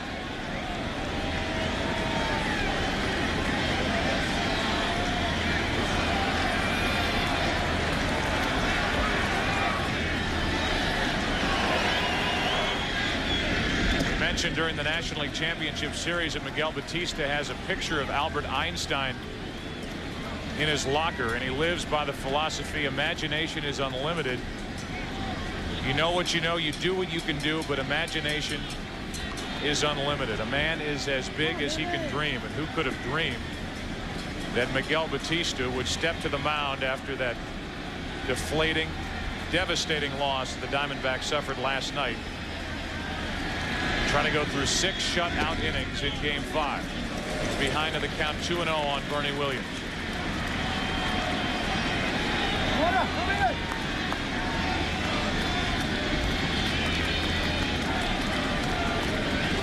Miguel Batista now has allowed 7 earned runs over his last 6 starts, including the playoffs, in over 37 innings. On the outside corner, it's 2-1. Bob Brenly says every time he sees Miguel, Miguel has his eyes on a book. He is an aspiring author. wants to write a book. He has already written a book of poems. On the inside corner, 2-2. He's writing some chapter so far tonight. Good fastball on the corner to Williams. He's in the category of a journeyman right-hander. He's been with Pittsburgh, Florida, Chicago, Montreal, Kansas City. First year with Arizona. Pitching in the World Series. And the count stays 2-2 on Bernie Williams. Working on being a journalist right-hander. That's right.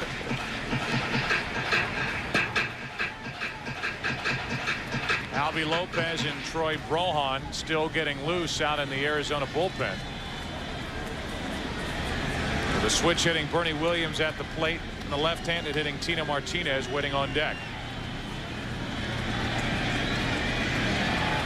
Crowd at Yankee Stadium quiet. Counsell again gets to go to his right, sets and throws. Craig Counsell, another strong play. What an outing tonight by Miguel Batista. He gets through 6 shutout innings. We go to the 7th here in Game 5. 2-0 Diamondbacks. Back after this from your local Fox station. Mike Mussina has been outpitched by Miguel Batista as the 7th inning rolls in, and Mussina will deal with Matt Williams, Steve Finley, and Reggie Sanders. Bottom of the order doing the damage tonight for Arizona. The number 6 hitter Finley with a leadoff home run in the 5th inning. With 2 out later in the 5th, the number 9 hitter Rod Barajas, a late addition to the starting lineup for the Diamondbacks, hit a home run. It's 2-0.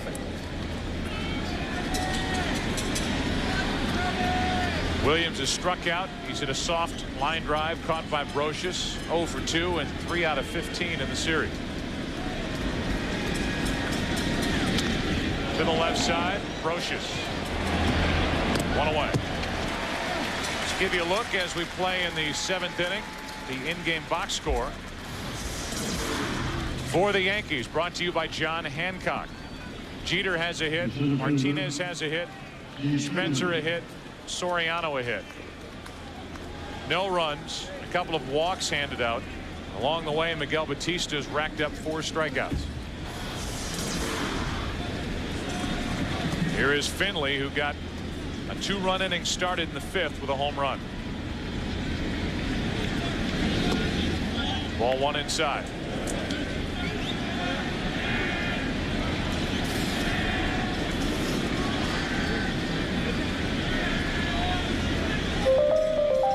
Heard a lot tonight about the knuckle curve that Mike Mussina possesses as he misses low, and the count is 2-0 on Finley. So far, Mussina has thrown 90 pitches.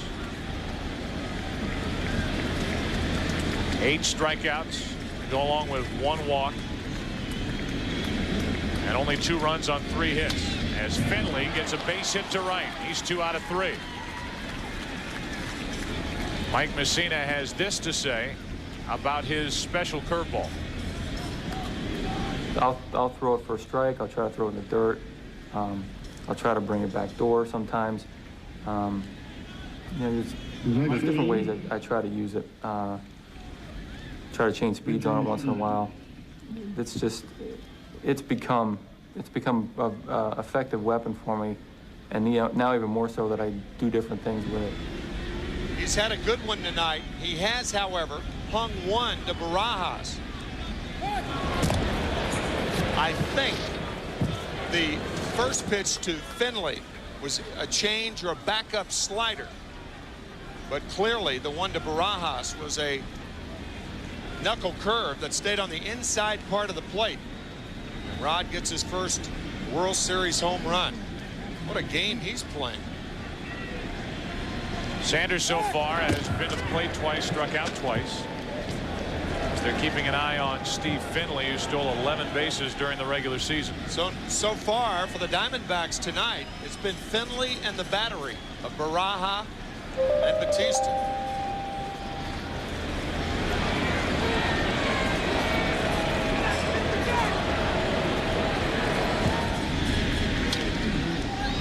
Strike 1 on Reggie Sanders.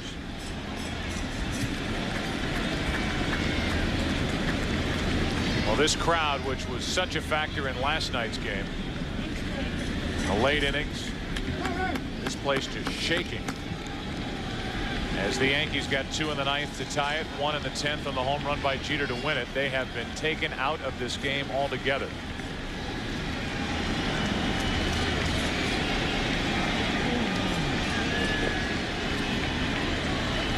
On 0-1. Sanders another foul ball. 0-2. Athletes talk about that rush of adrenaline. What pitching can do to a crowd is put it to sleep. Quieten it.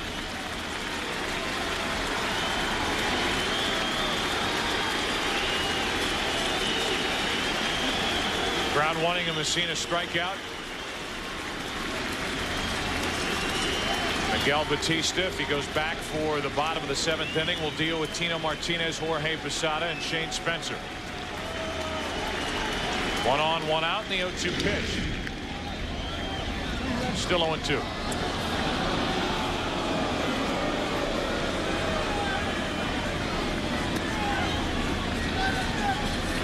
So a better outing and effort tonight from Mike Messina compared to Game 1 of this World Series, but so far it's not good enough.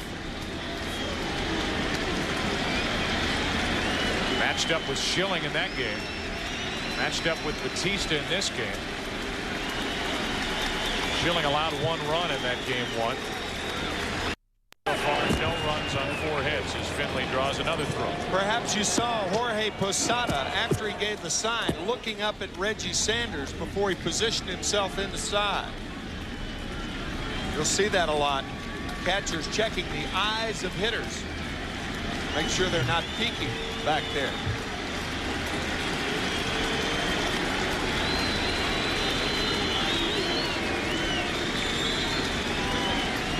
Now a glance down at first where Finley is, and that's on the outside corner, struck him out. Strikeout number 9. The curveballs of Mike Messina. The first 3 did something. A lot. But this pitch to Steve Finley. First run of the ball game, upper decker, and this knuckle curve staying inside to Barajas. The only scoring of this game. Both home runs coming in the 5th inning. Now it's Mark Grace at the plate. Grace is 0 for 1 with a walk. Runner at first, Finley, 2 out.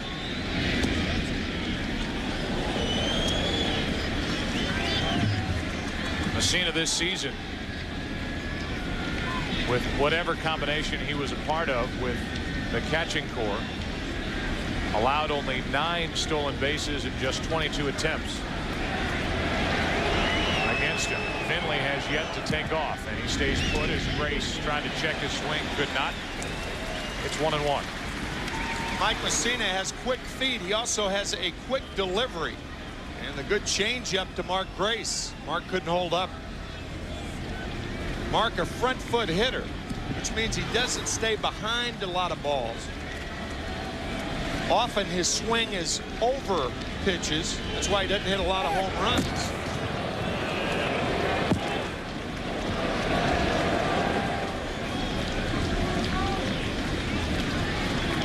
Front foot hitter is a guy who actually leaves his back foot.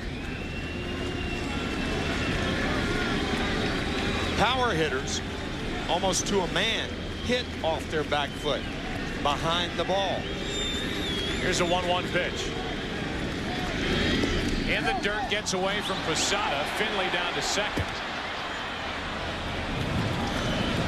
Posada couldn't find it. Eventually got there, and now Finley's in scoring position with 2 out here in the 7th. Posada couldn't corral this, and now Messina falls behind Mark Grace. I know Rod Barajas has a couple of hits, but if I'm Joe Torre, I put him on right here. And that's what they'll do.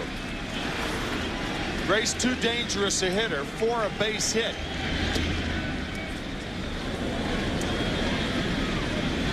First intentional walk of the night. Messina walked only 2 intentionally all season, and now with 2 on, 2 out, here is one of the heroes for the Diamondbacks in Game 5, Rod Barajas, in the 5th inning. Breaking ball, and got it into the seats and left. Second home run of the inning. Those are the only runs of the night. 2-0 Arizona. Another chance for Barajas. He's also thrown a man out trying to steal. He has singled as Stanton gets loose for the Yankees out in their bullpen. Get back to the top of this lineup. It's one lefty after another. Womack, Counsell, Gonzalez, Durazo. So Stanton's getting loose, but it's Messina on the mound with 2 on, 2 out. 2-0 Diamondbacks. Barajas. Strike one.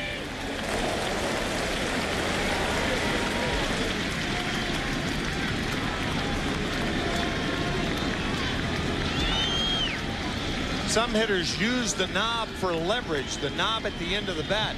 Barajas actually overlaps the knob.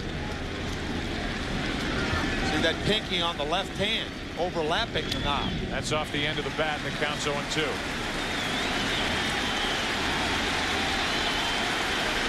And the crowd tries to climb back into it.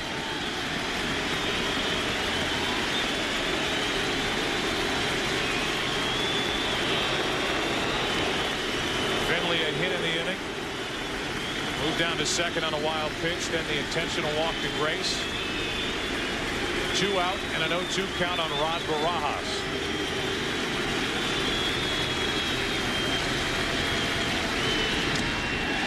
Posada can't hang on to the foul tip. Off the plate by Messina. And as you said, Joe, Jorge cannot hang on.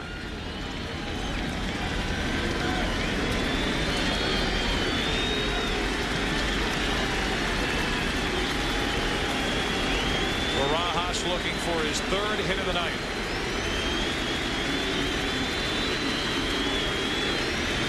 Trying to add to the Arizona 7th inning lead. Able to get a piece of that pitch and stay up there. Still 0-2.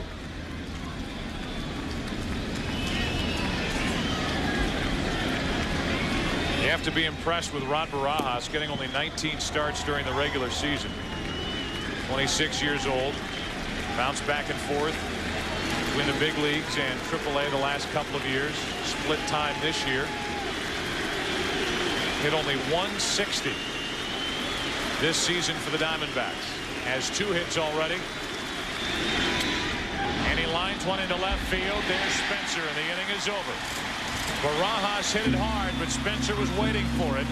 And after a hit and a walk, the Diamondbacks have now left 4 on the night. Time to stretch here at Yankee Stadium. Tonight's game is being seen live around the world by U.S. servicemen and women, thanks to the American Forces Radio and Television Service. All of America salutes you and appreciates what you do for our country. Now let's go to public address announcer Bob Shepard. Ladies and gentlemen, will you please rise? And please direct your attention now to the microphone behind home plate and welcome Metropolitan Opera star Denise Graves, who will now sing God Bless America.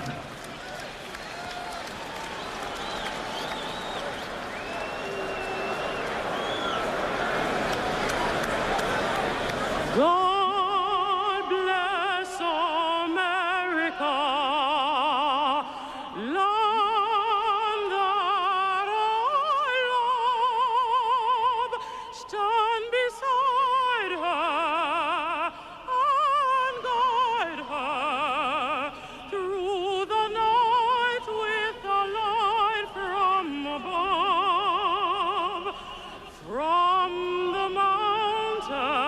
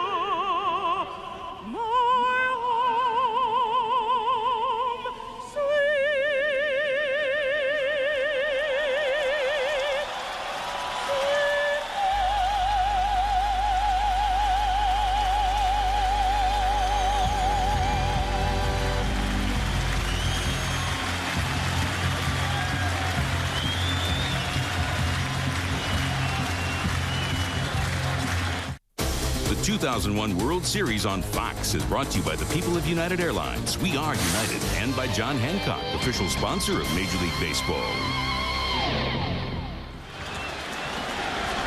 Well, now it's the bottom of the 7th inning, and Miguel Batista's back to work against the heart of the Yankee lineup. Tino Martinez, Jorge Posada, and Shane Spencer with the Diamondbacks up 2-0. Game 5 of this World Series with the series even at 2-2. Ball 1 outside. 94 miles per hour from Batista, so he's still throwing hard.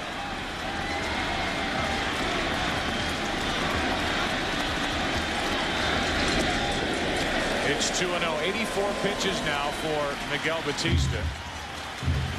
This season, when Batista got over 76 pitches, opponents hit .313 against him. Brenly stays with him. He has help in the bullpen if he needs it.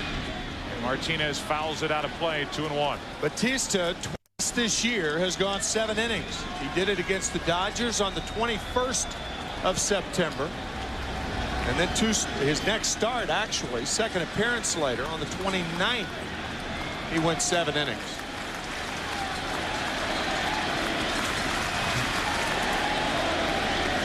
There are the numbers. 85 pitches tonight. The 2-1. Off the end of the bat, 2-2. Think of how the first inning went for Batista. Jeter took the first pitch, lined it to the wall and right. A 4-pitch walk to Paul O'Neill. The next 3 pitches were out of the strike zone to Bernie Williams, and the Yankees turned Williams loose on 3-0, and he popped it up. Then a hit by Tino Martinez that caromed right to Reggie Sanders in right to eliminate any chance for O'Neill to score from first, and Posada struck out. The Yankees really haven't put anything together since then. A leadoff walk in the 4th, a leadoff hit in the 5th, a leadoff hit in the 6th. It's a full count on Martinez leading off the 7th.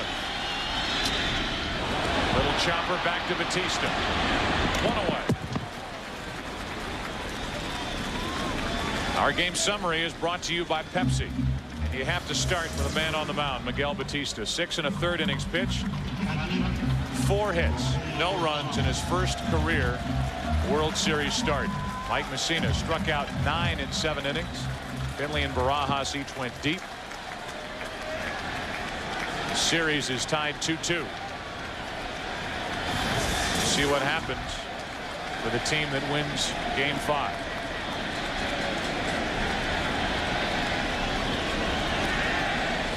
Batista started and then thought better of it.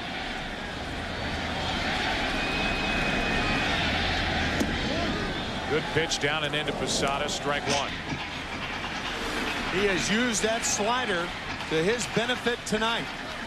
Thrown very few pitches over the middle of the plate. In, out, changing speeds.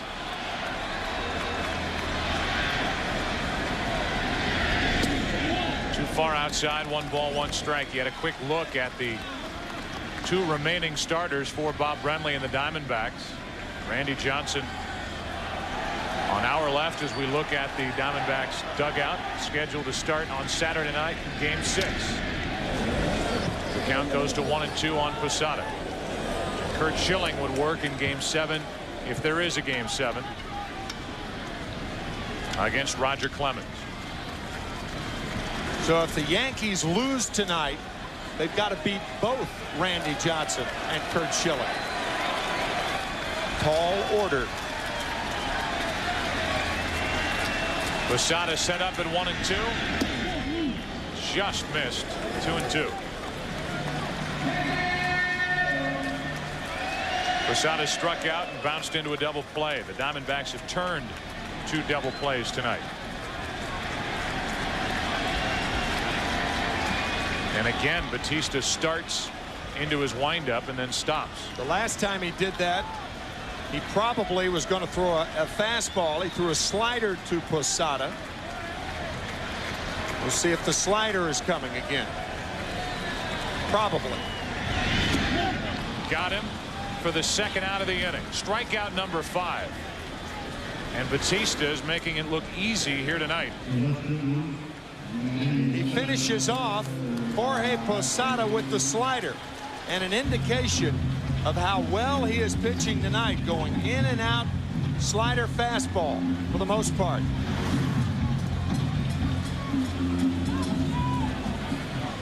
Here's Spencer with 2 out, nobody on. The Yankees have no extra base hits tonight. They have 4 singles. That's it. They've been given 2 walks. Batista's thrown a wild pitch. And the Yankees, again, have been shut down offensively. The 0-1. 0-2. And now Batista is 1 strike away from going through 7 shutout innings. Talk about focus. You could see it in his eyes. Relaxed, confident.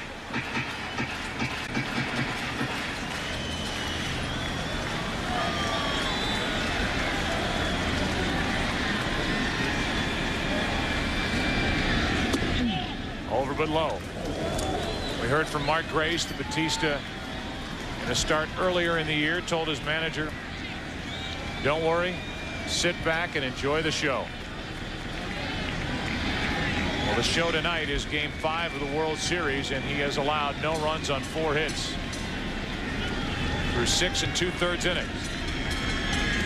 Now it's 2-2.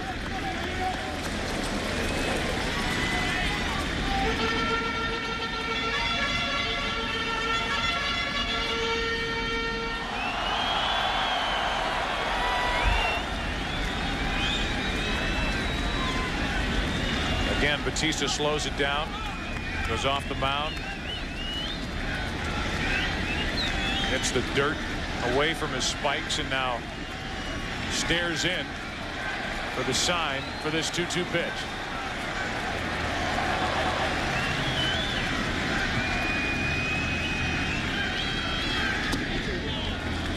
Full count. On deck is the struggling David Justice. 3-2 pitch, a 2-out walk. That'll bring the tying run to the plate here in the 7th inning. Interesting situation for Bob Brenly right here. Rohan was put on the roster, the World Series roster, exclusively for left-handed batters. But I think Brenly wants to pitch to the struggling Justice instead of bringing in Rohan to pitch to Chuck Knobloch. I think he'll take his chances with this matchup. On top of that, get into the same situation that the Diamondbacks were in last night when they brought Kim in. Rohan is not even eligible for the first 2 rounds of the playoffs and has not appeared in this World Series. So he will stand and watch in the bullpen as Miguel Batista will face David Justice, who's 0 for 2 with a ground out and a strikeout. Ball 1. 100 pitches on the night for Miguel Batista.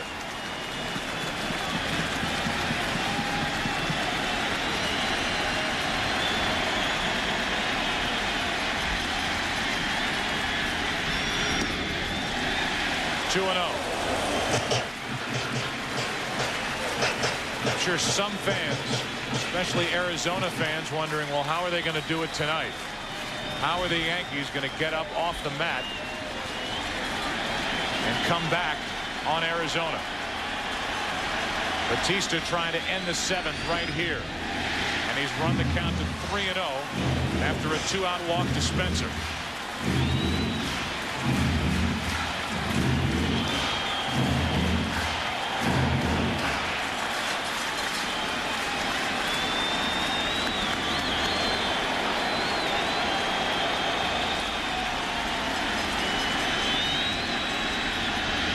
Swinging on 3-0, and he went after a breaking ball that ended up in the dirt. 3-1.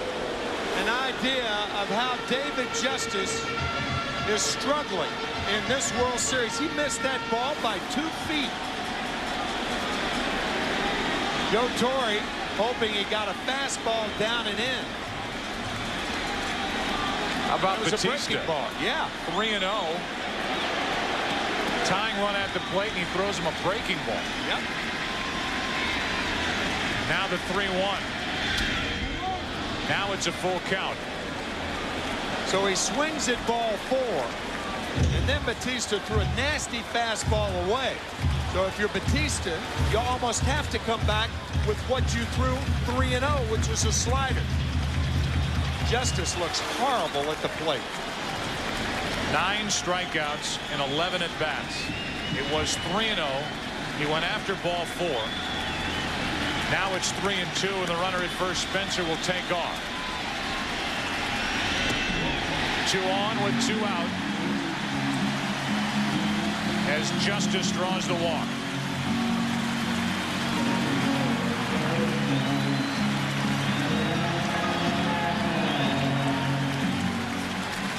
Two walks with 2 outs.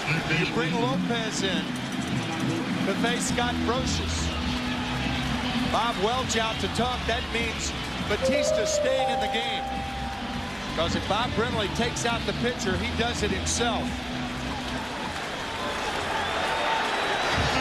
Remember, Brosius, an inside hitter.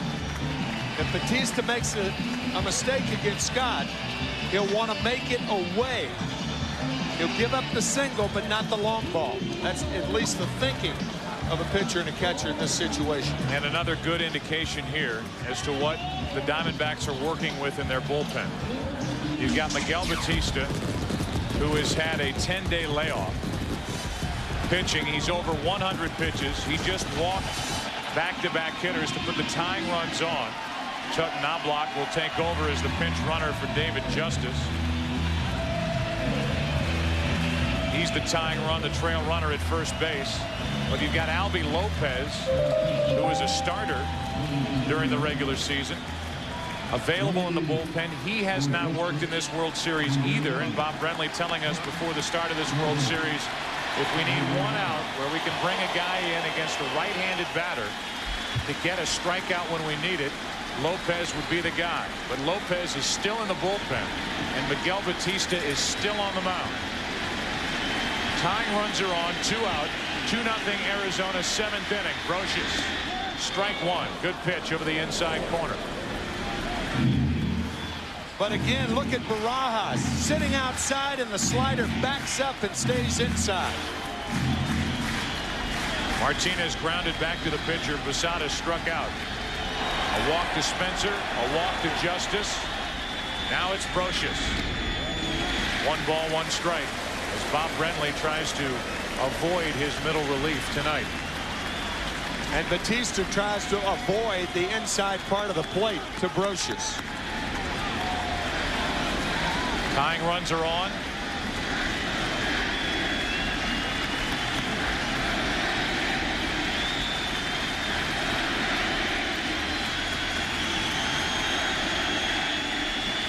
The 1-1. Into shallow right field. Easy for Reggie Sanders, and the Yankees now have stranded 5. Miguel Batista gets through the 7th. We go to the 8th. Still 2-0 Diamondbacks.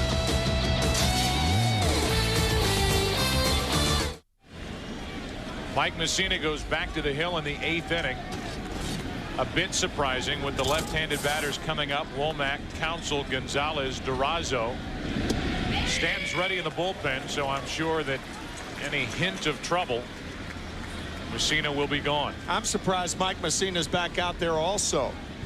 4 left-handed batters leading off the 8th inning here. Pitch number 107 on the night is grounded up the middle off the glove of Jeter, and Womack is on to start the inning. So Mussina stays in the game, goes back to work in the 8th, and Womack greets him with a hit.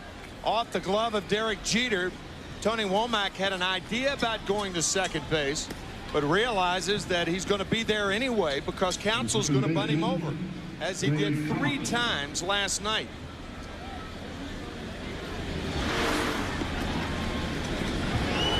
Still Stanton is in the bullpen. You can see him looking out from the bullpen.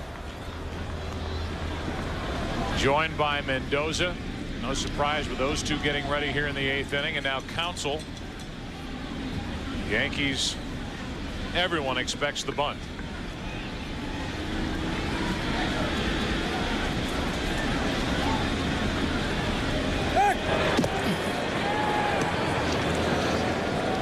Brenly said he thought about hitting and running last night the second time before Counsell laid down a bunt. He might do it here, thinking that it might be the last time a left-handed batter faces a right-hander with Stanton warming. Counsell has dropped down 6 bunts. They do hit and run, throw down to second, and Womack is safe. It goes into center, and Womack will pop up and go to third. Stay there. Come on, Scott. So they stay with Messina. They leave Stanton in the bullpen. A base hit by Womack up the middle. Womack on a hit and run ends up at third base as Counsell came up empty on the swing. Bob Brenly with the hammer. A 2-run lead in the 8th inning. Last night he bunted 3 times in a row. He sends Womack. Even had Jeter come up with the ball. No chance to get him. As it stands, nobody out. And now Counsell able to hit away. It looked like Derek Jeter hooked the waist of Tony Womack. He missed the ball, and that glove went right around the waist. One ball, one strike. That's one way to stop him. Craig Counsell at the plate. Gonzalez on deck, and still Stanton is in the bullpen. I'm surprised. Normally in situations like this, Joe Torre makes a move for the left-hander. The 1-1. 1 ball, 2 strikes. Counsell has struck out twice. He's 0 for 3. Here's Tony Womack. Watch the glove hand of Jeter. He misses the ball, and then a little caress. 2 minutes for hooking. Penalty box stuff. 1 ball, 2 strikes on Counsell.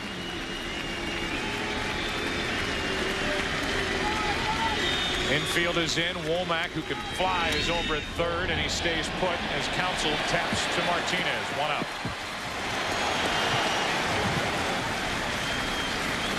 Now it's Gonzalez with a runner at third, 1 out. And again, at least I keep looking down into the corner of that Yankee dugout, expecting to see Joe Torre come and get the ball from Mike Messina. Me too. Sure Stanton does. Look at him down there wondering, why am I warming up if I'm not coming in now? Exactly. 111 pitches on the night for Mike Messina. Luis Gonzalez homered in game 1. He hit a hard line drive, his first at bat tonight. Ball 1. Talked about Bob Brenly not being afraid. The manager of the Diamondbacks, instead of playing it safe with a bunt, he puts the hit and run on, and he ends up with Womack over at third. Now 1 out in the inning after Counsell grounded out. And the count goes to 2-0 on Gonzalez. Rubio Durazo on deck. And it was Durazo last night who doubled off Stanton to give the Diamondbacks the short-lived lead in the 8th inning. You know Stanton's ready. Runner at third, 1 out. And Messina runs into 3-0.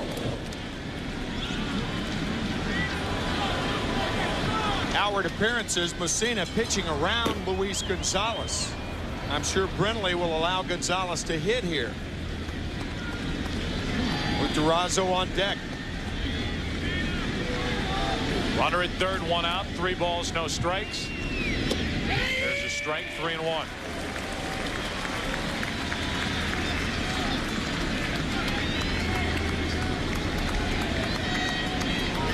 A hit, then a stolen base, and an error. Error charged to Posada on the throw that ended up in center field. Now the 3-1 to Gonzalez. Good pitch on the inside corner, 3-2. How about that? It looked as though Messina was pitching around Gonzalez. And then he comes back and pours in 2 inside corner fastballs. Now the 3-2 to Gonzalez. Just got a piece off the end of the bat. That looked like that knuckle curve. That was a changeup.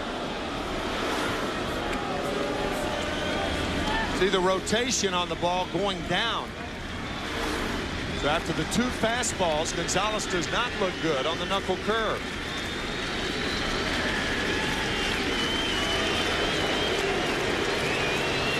Womack at third with 1 out.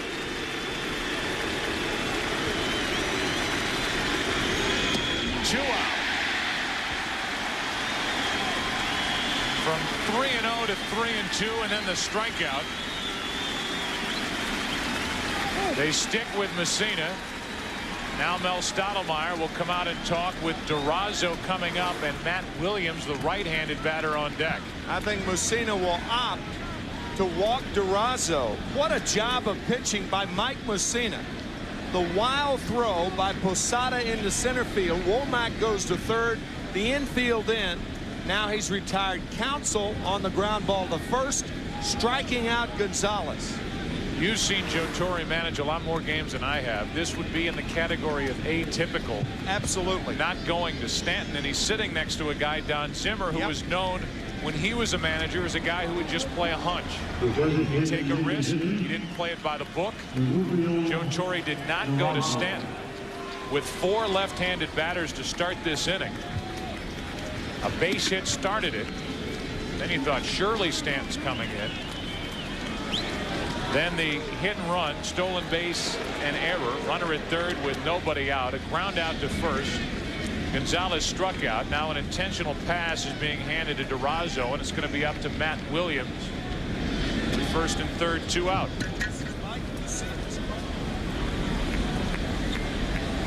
This was Mike Messina's call. Mel Stottlemyre going out saying, Mike, do you want to pitch to Durazo or Matt Williams? And with 2 out, he's going to pitch to Williams. Matt has not looked good all night on breaking balls away, talking to himself, trying to keep that left shoulder in there.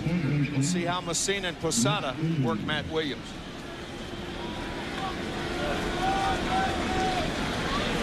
Williams, who from time to time will rub that front shoulder, that left shoulder, against his mouth as he sets up to try to keep that front shoulder in. Right, it's a reminder to do that right there. Bats with runners at the corners and 2 out.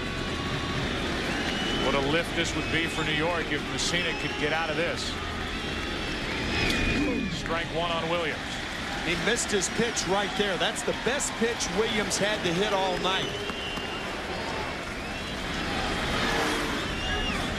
Posada setting up inside, and the pitch right down the middle of the plate.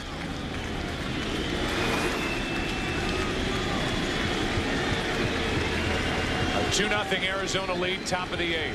They had a runner at third, nobody out. Now it's first and third with 2 out.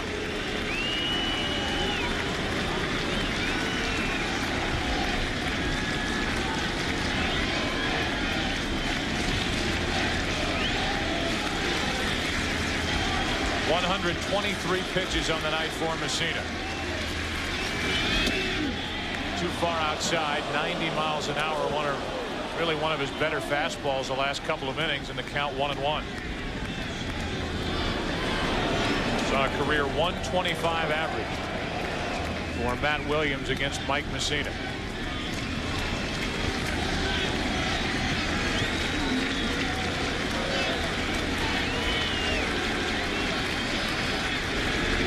Popped up. Soriano, and the inning is over. What a job by Mike Messina.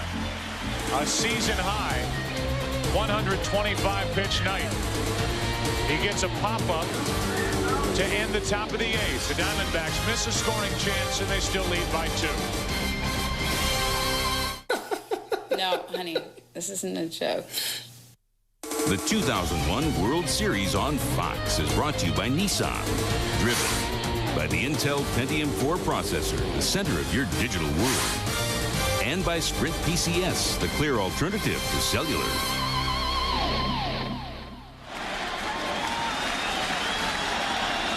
Bottom of the 8th inning now, 2-0. The Diamondbacks still leading. Again, Batista starts his windup and then stops as he faces Alfonso Soriano. 108 pitches on the night for Batista. misses with number 109 low for ball one to start the bottom of the eighth. Now it's the veteran setup relievers. We saw Morgan and Swindell getting loose for the Diamondbacks in their bullpen. The 1-0, 2-0.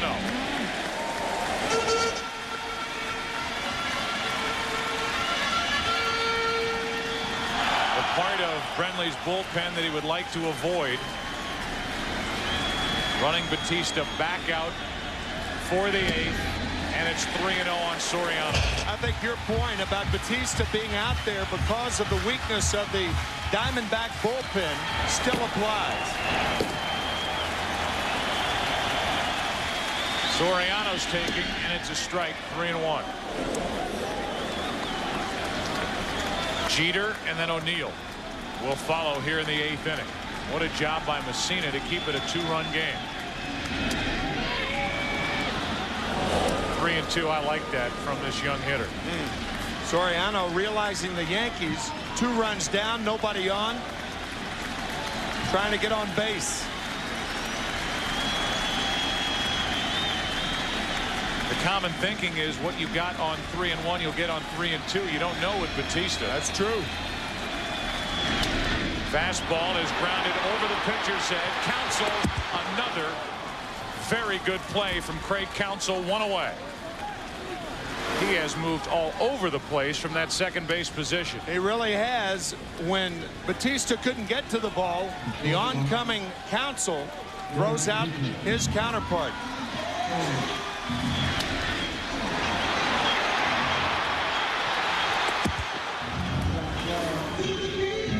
One away. Back to the top of the order for New York. The Yankees have 4 singles tonight against Miguel Bautista, who was 11-8 during the regular season, 1-1 in the postseason. He really has made 2 very good postseason starts this year for Arizona. Game 3 of the division series in St. Louis, he won. Game 2 of the National League Championship Series, he pitched well, but the Diamondbacks lost that game. Strike 1 on Derek Jeter. He is saving his longest outing of the year for the World Series. Man. Twice went 7 innings. He's gone 7 1/3. He's still throwing hard enough. Jeter, who's 1 out of 3 tonight, is 3 out of 19 in this series and unable to catch up to this pitch. Bob Brenly telling us that Curt Schilling increases in velocity the later innings. So is Bautista. The 0-2 to Jeter. 1 ball, 2 strikes.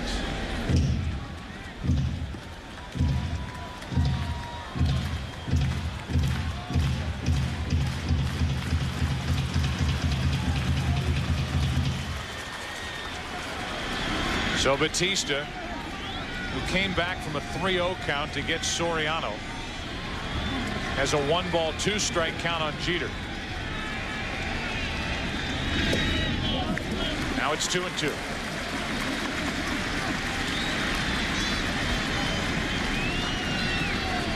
The left-handed hitting Paul O'Neill waits on deck. Depending on what Jeter does, this could be the last hitter of the night for Miguel Bautista. Jeter strikes out. 2 out. The way he's throwing, if I'm Bob Brenly, is leave him out there. He's got that rush of adrenaline right now, and nothing seems to be slowing him down. Had Jeter reached O'Neill, who could very well be taking his last swings as a Yankee here at home, would have represented the tying run, and maybe you go get Swindell and go lefty on lefty.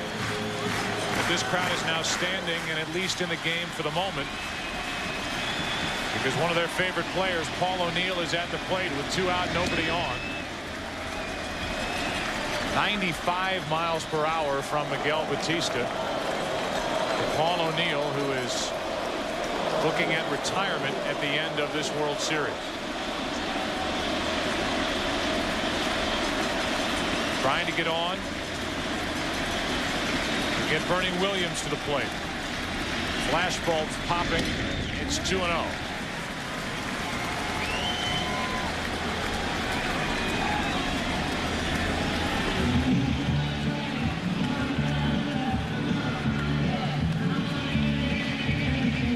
Talk about Curt Schilling, Randy Johnson being the best closer available to Bob Brenly in the games they start. Well, at the very least, Miguel Batista is trying to be his own setup guy. A guy with 2 complete games in his career and only 1 complete game shutout. He's allowed 4 hits. He struck out 4. His 2-0 pitch. 2 balls and a strike. Paul O'Neill looking back at the home plate umpire, surprised that was called a strike. Well, Jim Joyce called it oddly, almost as an afterthought, and that's what O'Neill's complaining about.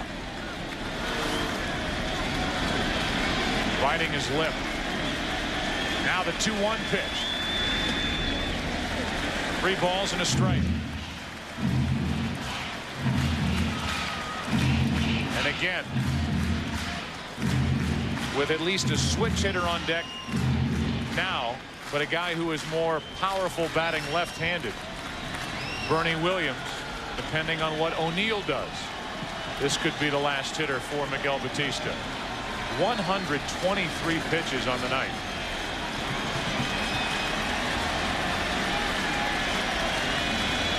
The 3-1 pitch. That'll bring the tying run to the plate. O'Neill reaches for the 5th walk of the night, handed out by Batista. A better gauge than a pitch count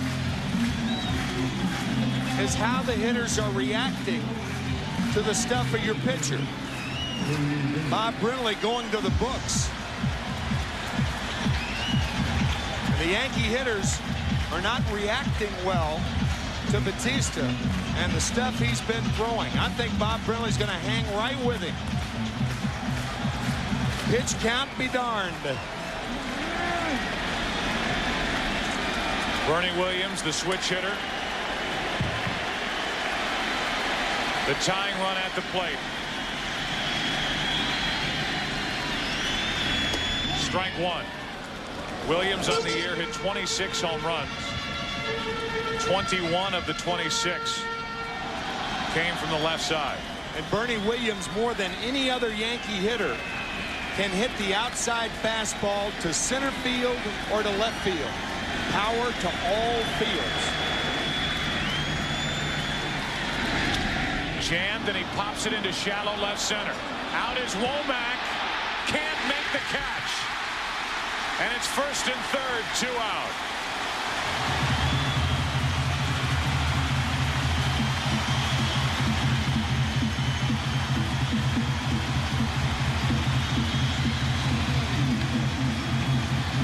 You can see that coming.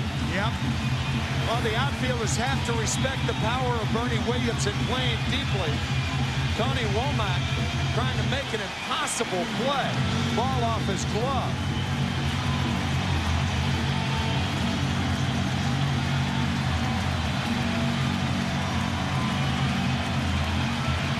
They still haven't ruled hit or error.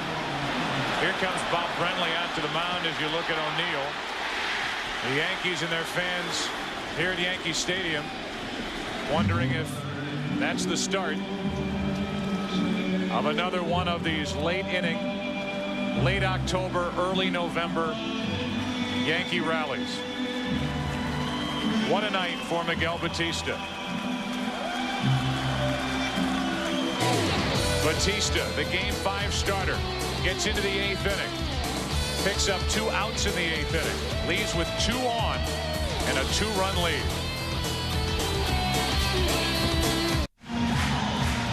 We have seen several instances in the postseason when Bernie Williams has not run hard to first base. Right here, no excuse. None. You've got to give yourself every chance to be on second base. And Bernie Williams wasn't running hard to first and is on first. So no excuse for that. Excuse me, Joe. Instead of having the tying run at second base and in scoring position, Bertino Martinez is 1st and 3rd. And Martinez faces the veteran left-hander Greg Swindell. I'm not saying that he makes it easily into second base, but at least he gives himself a chance to take the extra base. The way he was running, no chance. Strike one to Tino Martinez from Greg Swindell. I mean, after all, this is the World Series.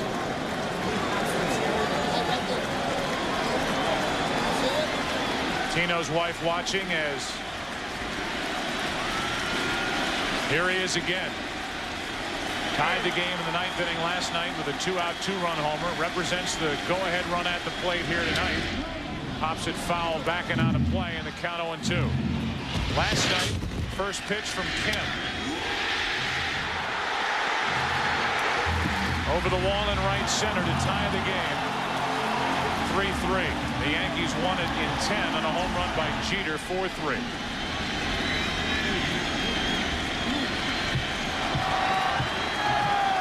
Greg Swindell able to smile as he looked over at first. 0-2. Martinez just got a piece.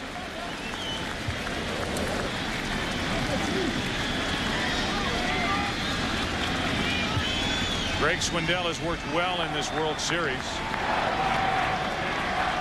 He's made 2 appearances, one a night for Miguel Batista.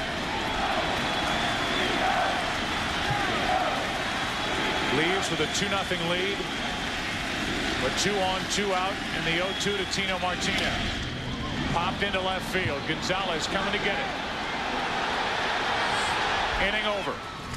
Greg Swindell comes in and retires last night's hero on a fly ball to left. 2 left in the inning, 7 on the night. 9th inning now. Game 5.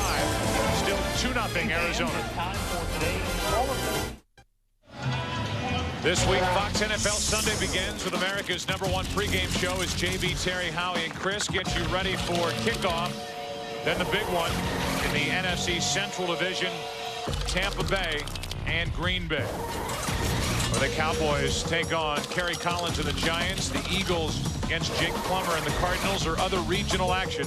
Coverage begins at noon Eastern, 9 a.m. Pacific, right here on Fox as Ramiro Mendoza takes over for Mike Messina, who went 8 innings, allowed 2 runs, 5 hits, walked 3, 2 of them intentionally, and struck out 10. With the exception of Mariano Rivera, Ramiro Mendoza is unfazed whether a hitter is left-handed or right-handed. One of the best natural sinkers in the game. Steve Finley's had a nice night, a home run. He's also singled, 2 out of 3. Each side has 5 hits, and the Diamondbacks lead at 2-0 in the 9th inning of Game 5, with this series even at 2-2. Randy Johnson pitch in Game 6 on Saturday night against Andy Pettitte.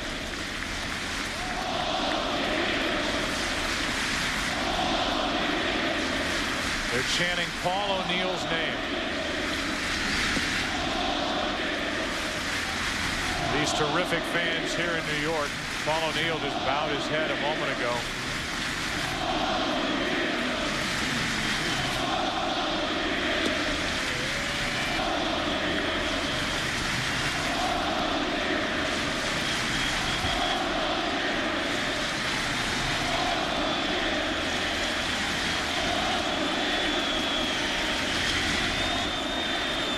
O'Neill will give that a look, as will Tino Martinez. Foul territory and out of play.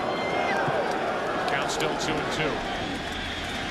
You could tell Paul O'Neill was touched. Oh boy, by that. And I know you, as a longtime Major League player, you get touched hearing something like that. Certainly do.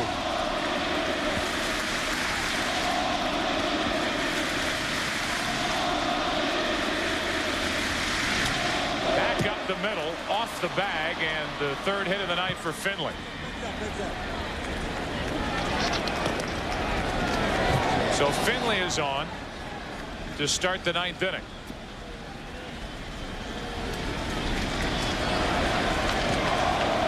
Steve Finley with his 3rd hit of the night. Half of the Diamondback total. Point.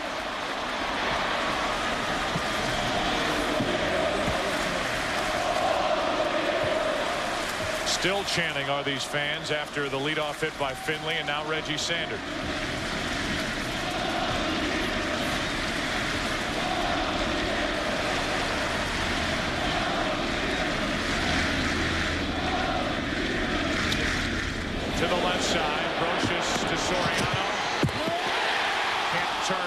play. 5-4 on the force out at second.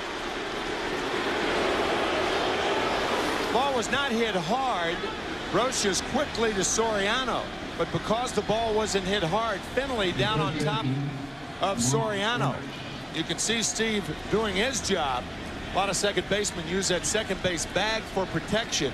Watch how Soriano steps on the back foot to make the throw to first base, but in the process that takes time, allowing Sanders to beat the play. So 1 on 1 out for Mark Grace. Over but low, ball 1. You're just joining us. These fans are chanting Paul O'Neill's name because he has hinted that this will be his final year in the big league. Been in New York since 1993. Grace takes a strike. It's 1-1. And when you talk about these fans, before we get into the bottom of the 9th inning, how about a word about the way the fans have acted in this postseason and the job done by Mayor Giuliani and the law enforcement officials who have made this place not only safe but very comfortable. You walk into Yankee Stadium, even with this heightened sense of alert, and you feel comfortable and safe in this ballpark. They have done a wonderful job. Really have.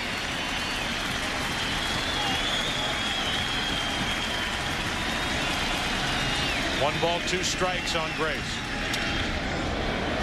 Soriano, Jeter, Martinez.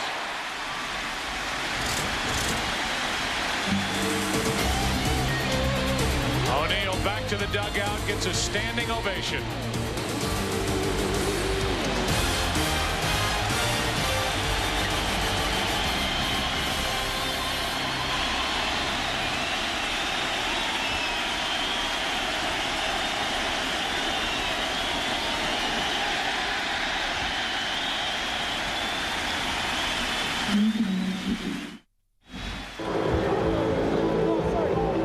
New pitcher Kim, new left fielder Danny Batista. Okay, I got you, sir. How you doing? Good. How's your hand?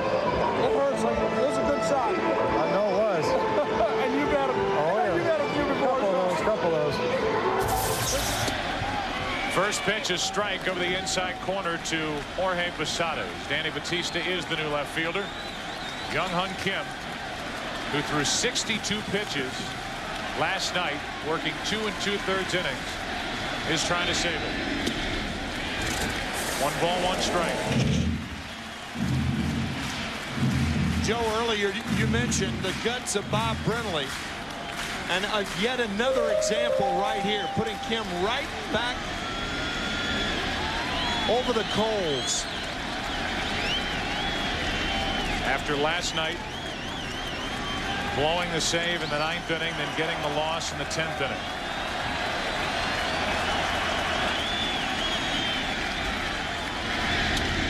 Slicing down the left field line, and a good start to the 9th inning for the Yankees. Posada will hold at second with a leadoff double.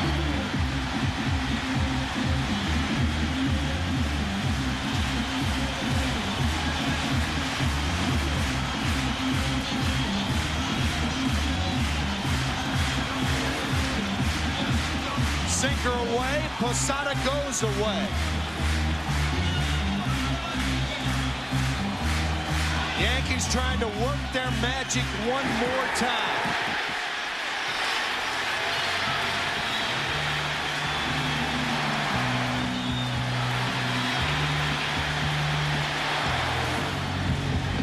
If the Yankees fail to score here in the 9th inning, the 7 runs would be the fewest runs scored by one team in the first 5 games of a World Series since the White Sox scored 6 in 1919, and they weren't exactly trying that year.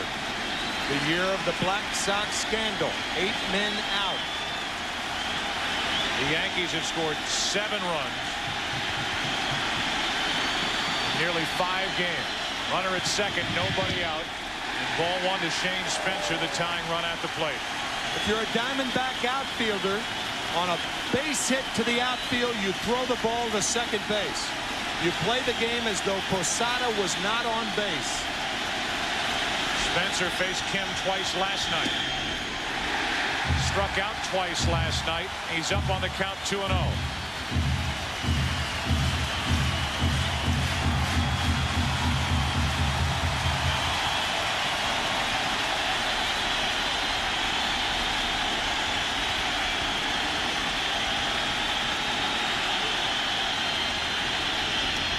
That'll get out of play.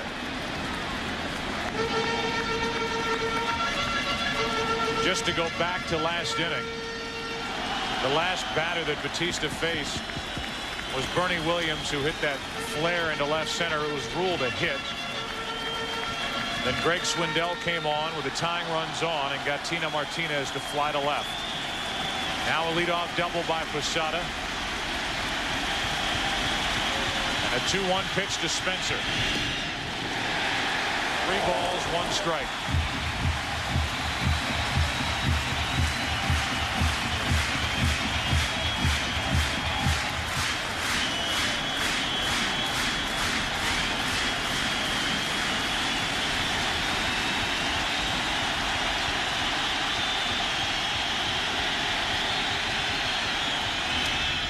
To the left side, Williams. 1 out.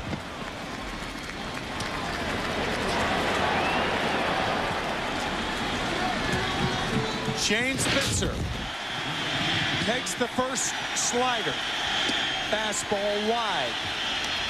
Fouled one off. Slider. Now on the 3-1 pitch.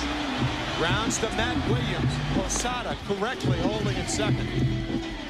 Young Hun Kim, from September 1st through the end of the season, pitched in 14 games. Allowed 8 earned runs on 11 hits and 5 home runs down the stretch.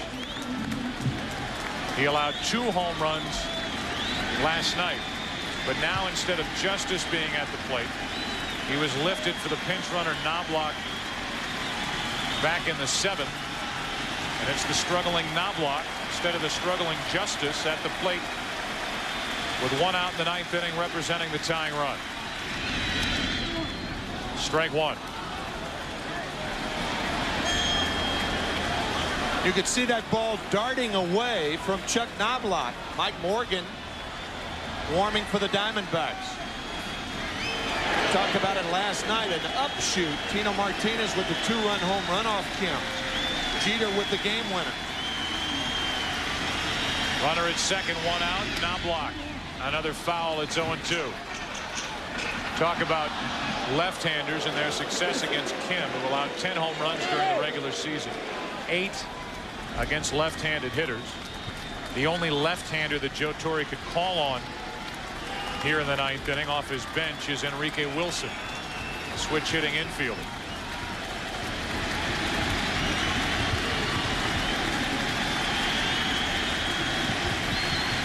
Runner at second, 1 out, no balls, 2 strikes on Knobloch. 1-2.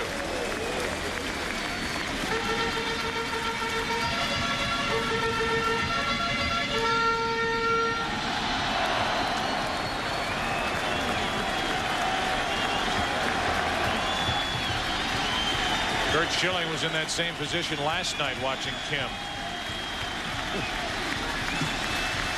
A 1-2 pitch. Another foul off the bat and then off the mask or helmet of Barajas. It's still 1-2. We mentioned it last night. When you throw from that angle, the pitch cannot go down. The only pitch that goes down that Kim throws is a sinker. When you get the breaking ball, it's at least on the level plane.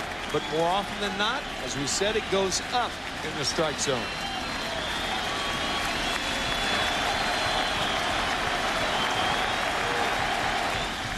One ball, 2 strikes, and Knobloch gets time. After Knobloch, it's Brocious. Anybody after Brocious? Soriano.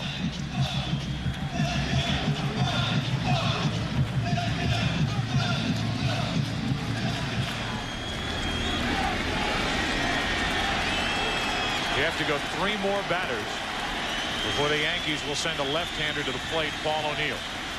1 out here in the 9th inning with a runner at second. 2-0 Arizona. Got him. 2 gone. After a bevy of breaking balls, he freezes Knobloch with a fastball inside, and it wasn't meant to be inside. You could see Barajas sitting outside, and the Diamondbacks get the call.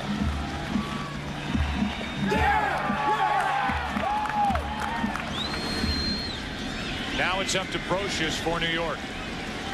Gotta say, Joe, when a catcher crosses the plate like that, normally you don't get that strike. But a huge pitch for Kim. Ball one. The Yankees are now 1 for 24 with runners in scoring position in this World Series. Last night, Brosius faced Young-Hun Kim twice, struck out and fly to right. Tying run at the plate. Runner at second, 2 out, 2-0 Arizona here in Game 5. Brosius hits one in the left. Back at the wall. The Yankees have tied it again.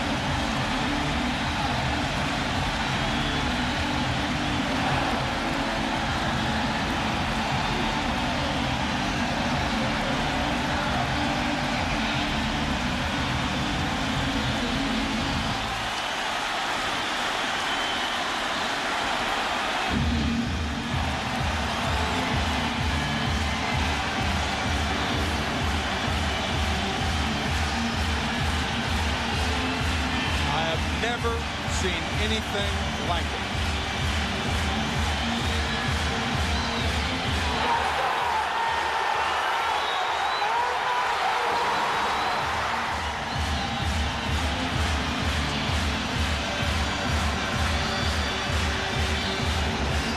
It borders on the surreal here in the Bronx.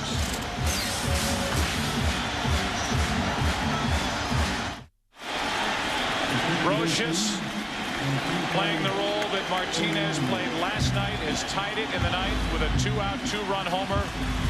And the pain felt by this 22-year-old right-hander Young-Hun Kim. Visited by his catcher, his first baseman. Al Morgan brushes back Soriano with ball one. Predictable boos by the Yankee crowd. But in no way would Mike Morgan want to hit Soriano and put him on. That ball just got away. How fast did the cheers turn into boos? Man. The numbers for Morgan in the postseason. The Yankees are now into the part of the bullpen they've been waiting for as Bautista goes to get it. Soriano broke his bat. And we go to the 10th inning for the second night in a row. The Diamondbacks, as they were last night, 1 out away until this. He knew it. These fans knew it.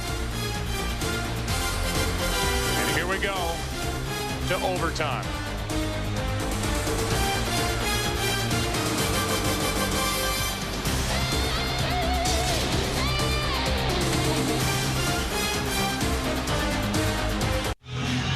The instant it left the bat of Scott Brosius, he knew it. And so did a stunned Bob Brenly.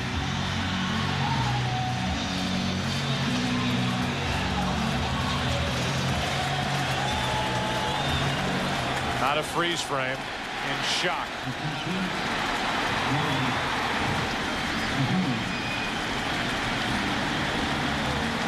Don Zimmer,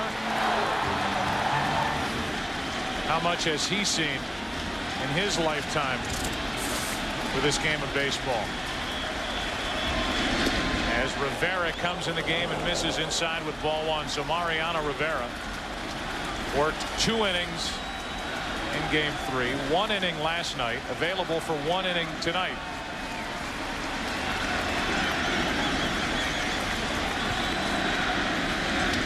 One and one. Off day tomorrow, travel day, one way or the other. And I wonder if Joe Torre will change his mind if Rivera has an easy 10th inning and the Yankees fail to score in the bottom of the 10th. He threw 29 pitches in game 3, 13 in game 4. That's a reference to a remark made by Curt Schilling prior to the start of this World Series during a press conference, poo-pooing the mystique and aura of Yankee Stadium. He may have a different feeling about that now. Lou Piniella, for the most part, the manager of the Seattle Mariners, did the same thing, trying to prepare the players, guys behind him. Shattered bat. Another one for the woodpile. And Soriano takes care of Rod Barajas. 1 away in the top of the 10th. Lou Piniella, in Pinella's case, trying to get his players to forget about whatever mystique and aura there is about Yankee Stadium. But after what's happened the last 2 nights, how could you? Just after the clock struck midnight last night, Derek Jeter struck for a game-winning 10th inning home run about 12:04 a.m. Happened about 10 to midnight tonight. At least the tying home run off the bat of Scott Brosius. By the way, Jeter will lead off in the bottom of this 10th. 1 out, nobody on. 1 ball, no strikes on Womack.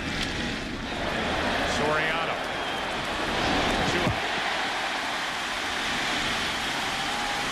There is nobody who respects Derek Jeter more than Joe Torre, not only for what he has done for Joe Torre and the Yankees since being the Rookie of the Year in 1996, but last night at 10:30, Derek Jeter sat next to Torre and he said, "You're going to leave tonight a little after 12." First he told him at 10:30, well, you got an hour and a half left on your contract. Right. And then told him at 5 to 12, you're about out of time. And just after 12, won the game with a home run to right. Because the postseason was pushed back 1 week. Joe Torre's contract is expired. Then Jeter turned to Don Zimmer and said, "You're going to come back tomorrow, aren't you?" All done kiddingly. Joe Torre telling us that to remind us how aware and how cool Jeter is even during a World Series game. It's coming up on midnight. Our 2-2 score, top of the 10th, 2 out, nobody on. 1 ball, 2 strikes on Counsell.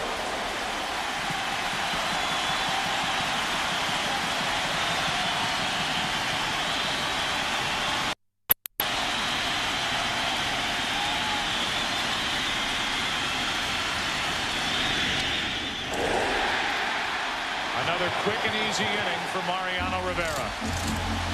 Derek Jeter almost fighting back a smile as he comes off the field, getting ready to lead it off. That's what he did last night to win game 4.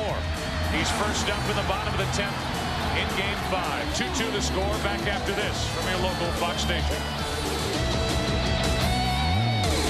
Yankees became only the 3rd team in World Series history to come back and win a game when they trailed by 2 runs or more going into the bottom of the 9th inning. The last time it happened, 1929. They're trying to do it back-to-back games. And Derek Jeter, who's been fighting back a smile since he started to leave the field in the top of the 10th. And by the way, Rivera only threw 10 pitches in the top of the 10th. And the bullpen for the Yankees is quiet.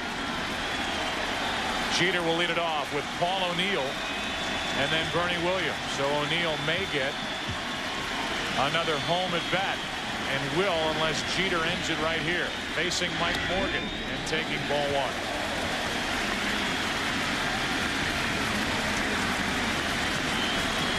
O'Neill drew a walk his last time up.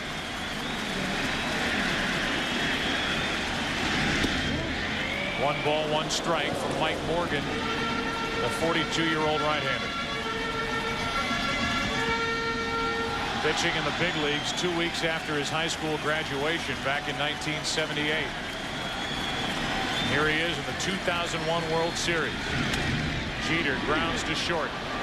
Womack.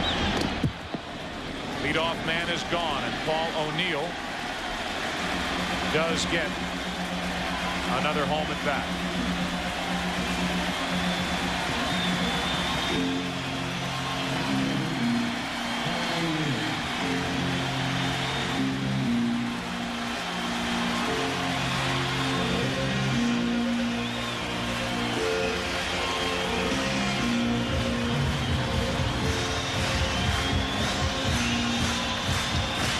Left fielder Danny Batista being brought in right before Paul O'Neill stepped up there. Ball 1. Eddie Rodriguez responsible for moving the outfielders, and the Diamondbacks are not going to be beaten like they were last night. The off-fielder is in. Some felt that Gonzalez was too deep last night. I did not happen to think that. A strike on the outside corner. 1 ball, 1 strike on Paul O'Neill, who has hit very well against this veteran right-hander in his career with 2 home runs. Got to figure anything from Morgan's going to be away to O'Neill unless it's a ball inside. To the right side, 2 hops to Counsell. 2 out. With the bases empty, Bernie Williams will bat. One last toss of the helmet for Paul O'Neill here at Yankee Stadium. Maybe. Unless the lineup turns over and he bats a couple of innings from now. That reaction that the Yankees and their fans have seen after unsuccessful at-bats by O'Neill. Now with 2 out, nobody on, Bernie Williams, who's 1 for 3 with a walk, a single, and who has hit 16 career postseason home runs, takes a ball. What a night tonight for Mike Mussina. 8 innings, 2 runs, 5 hits, 3 walks, 10 strikeouts. The reason the Yankees are here is what Mike Mussina did in the 8th inning. Go back to that missed opportunity for Arizona. Leadoff hit by Womack up the middle. Hit and run. Stole second. Went to third on a throwing error by Posada. Was standing there with nobody out. Counsell, Gonzalez, and Williams couldn't bring him home. 2-2 in the bottom of the 10th. A 2-0 count on Bernie Williams with 2 out, nobody on, and Rivera will go back out for the 11th if needed. That is a fair ball. Barajas makes the play, and it's a 1-2-3 10th inning for the veteran Mike Morgan. We go to the 11th. Rivera back to the hill. Still tied 2-2. Mariano Rivera, who is 2-0 with 5 saves and an ERA of 0.71 coming into this game, the 2001 postseason, goes back to the hill. We're into the 11th inning now. A 2-2 game. Danny Batista first up, and he lines one into right center field. O'Neill will cut it off. Batista will hold it first. Good play by Paul O'Neill to keep that to a single, but a good start to the 11th inning for Arizona. Every manager in the American League knows that right-handed hitters have a better chance against Rivera, generally speaking, than left-handers. The reason for that, the ball cuts away from right-handers and goes toward the barrel of the bat, the fat part of the bat. With left-handers, it bores in on the smaller part of the bat. So the go-ahead run is at first with nobody out. And it's a Rubio Durazo. Check on the runner, Batista. Batista was in that number 3 spot because Bob Brenly took Gonzalez out for defensive reasons in the 9th inning. Lo and behold, Batista, as opposed to the guy who hit 57 home runs with a .325 average, Gonzalez. It's Batista that gets the leadoff hit in the 11th.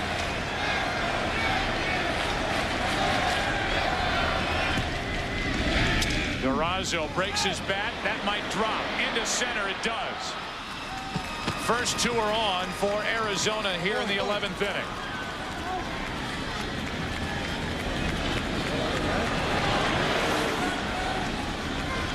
Batista hit his well.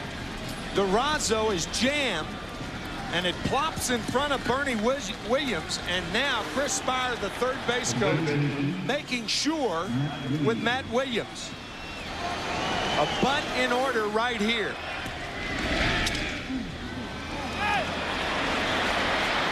If I'm the Yankees, I look for a rare bunt out of Matt Williams. We'll see. Runners on at first and second with nobody out.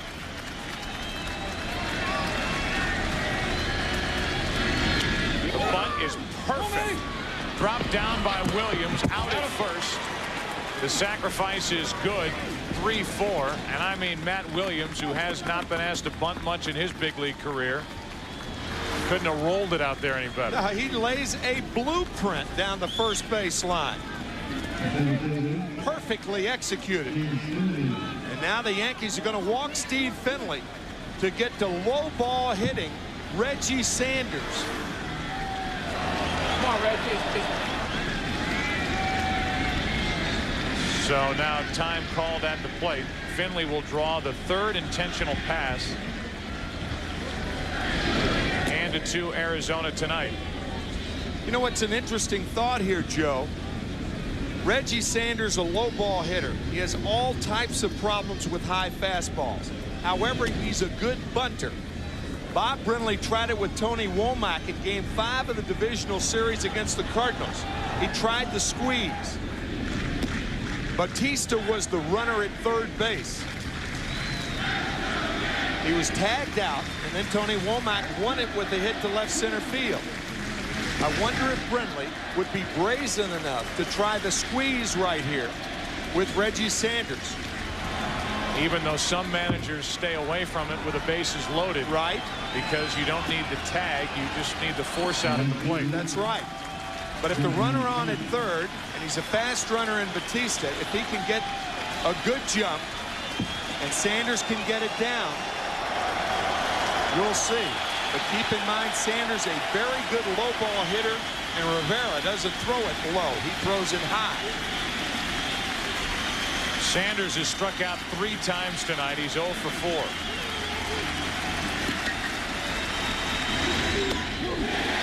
.94 miles per hour for strike one.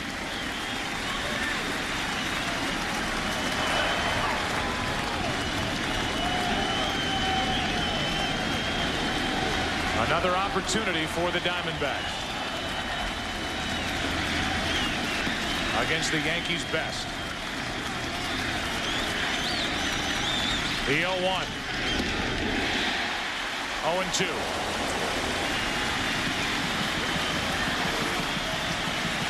Rivera elevating. While in the postseason, Rivera has been automatic during the regular season this year. Rivera blew 7 save opportunities and had an overall record of 4-6. 2 hits, a bunt, an intentional walk, and time called prior to the 0-2 pitch to Reggie Sanders. Bautista, Durazo, and Finley the runners. Line drive, caught, diving catch, Soriano, 2 out.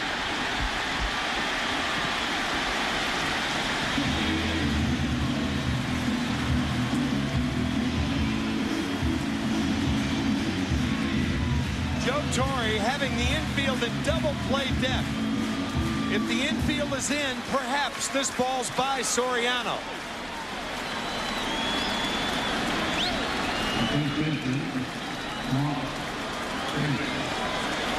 Every ounce of leather it took for Soriano to make that catch.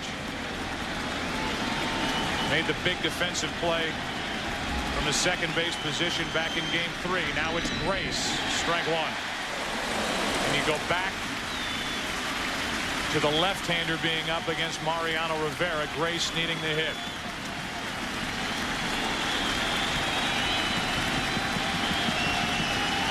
Bases loaded, 2 out, 2 strikes.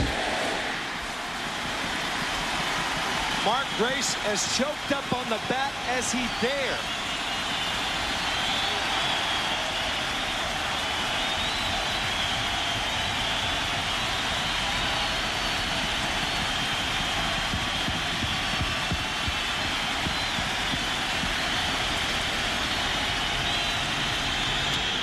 Left side, Brosius, inning over.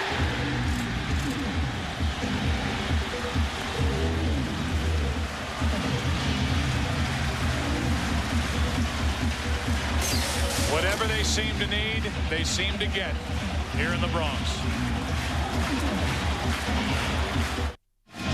Mike Morgan back to work, the only player from 1978 who is still in the major leagues.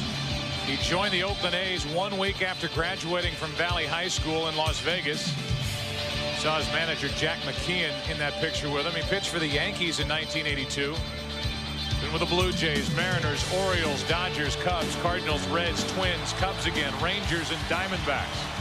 When Mike Morgan broke in, Alfonso Soriano wasn't born, and he made the play in the 10th inning to temporarily keep it a tie game.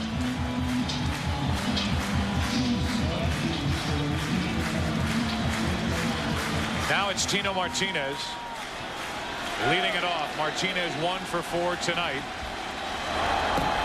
Sterling Hitchcock getting loose for the Yankees.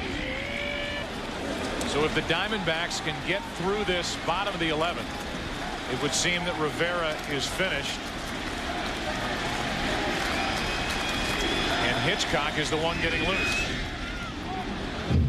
No balls, 2 strikes on Tino Martinez as Albi Lopez gets loose for Arizona. Yeah, both managers now thinking about starters since this is the bottom of the 11th inning. Both Albi Lopez, Sterling Hitchcock, experience as starters. It's 0-2 on Tino Martinez. Down the right field line, foul. Remember what Bob Brenly told us in our meeting before the game.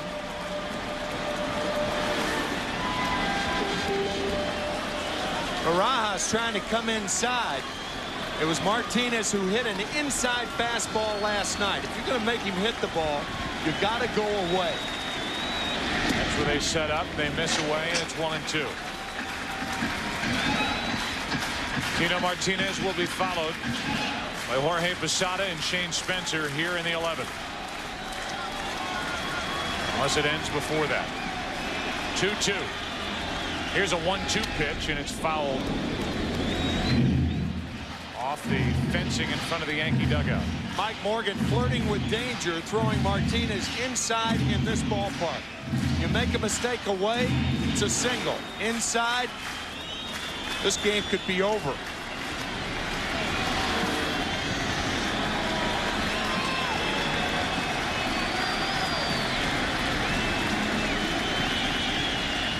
Another 1-2 into left field. Bautista back a few. 1 out. Take a look at a bullpen comparison with regard to the Yankees in the postseason since 1996. The Yankees bullpen 17-3, anchored by Mariano Rivera, 32 saves. Factor John Wetland in there as well. He was the MVP of that '96 World Series. Compared to the opponents, and now Posada digs his way in with 1 out, nobody on. Jorge tonight is 1 out of 4. 22 home runs during the regular season. Ball 1.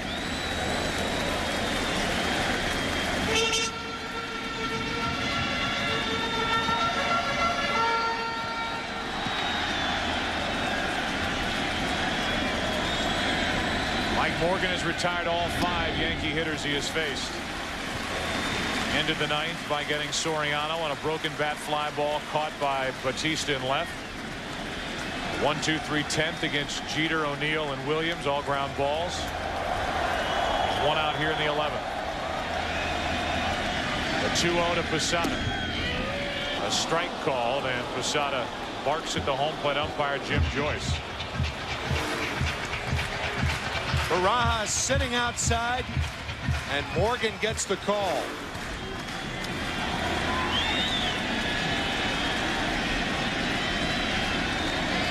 Here's a 2-1. 3-1. That looked like more of a strike than the 2-0 pitch.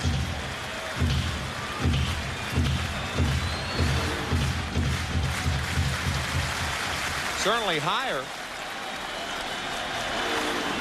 So the count 3-1 with one out, nobody on. Posada way out in front of a changeup, full count.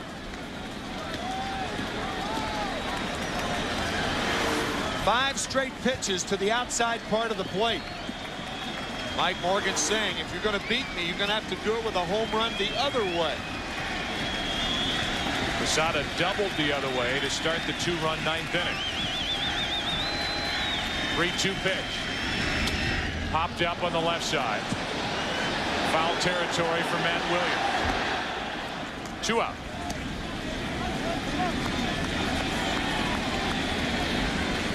And now Shane Spencer will be the hitter.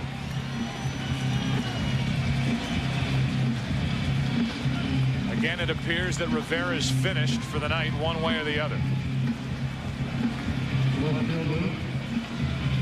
He had a 10-pitch 10th inning.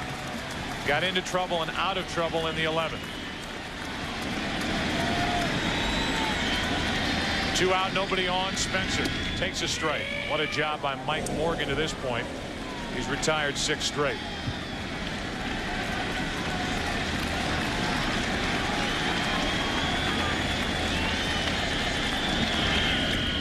One and one. The Diamondbacks in their no doubles defense. Outfielders are deeper than they would normally be, particularly with Shane Spencer up there. Steve Finley in another area code in center.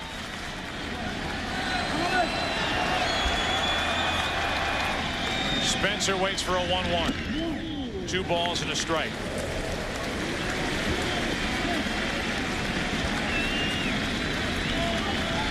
Shane Spencer with 8 home runs the month of September back in 1998. Missed last year's World Series with a torn knee ligament. He's not only available for this World Series, but boy, has he really played well both defensively and offensively, and he had a pretty good hack at a pitch that was up in his eyes. The count's 2-2. Played well on both sides of the ball. Base is empty with 2 out. And a full count with Knobloch on deck.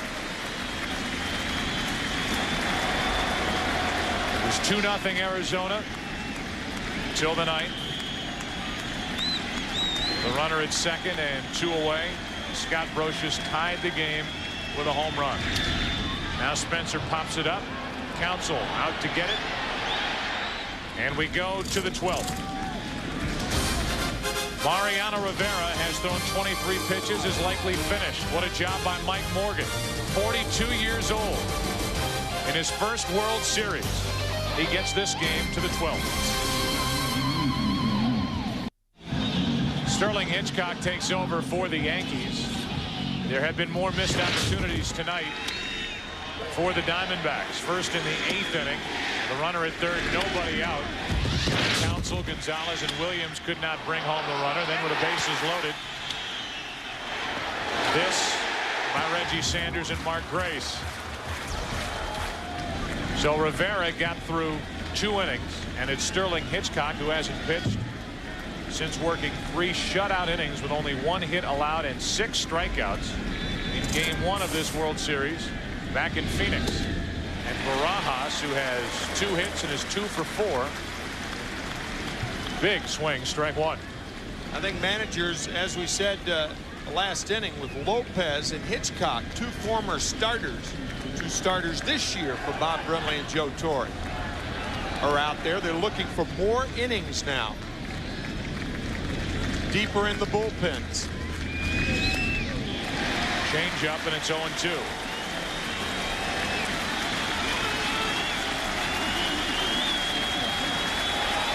Hitchcock, acquired on July 31st from San Diego. Free agent to be. Used to be with the Yankees. Now he's back. Working in a tie game, 12th inning, game 5. And the count's still 0-2 on Barajas. Hitchcock, in his postseason past, a former National League Championship Series MVP. Beat with San Diego. Excuse me, Joe. He beat Randy Johnson twice in the 1998 National League Championship Series. Another 0-2 pitch. Soriano to his left has time with Barajas running. 1 out.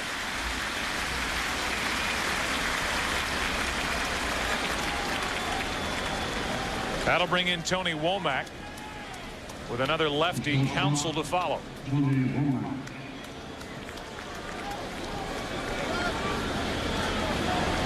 The only runs of this game, a leadoff home run by Steve Finley for Arizona in the 5th inning. A 2-out home run by Rod Barajas. The Yankees did not score until the bottom of the 9th. Leadoff double by Posada and a home run. 2 out by Brocious. On that wide outside corner, 0-1.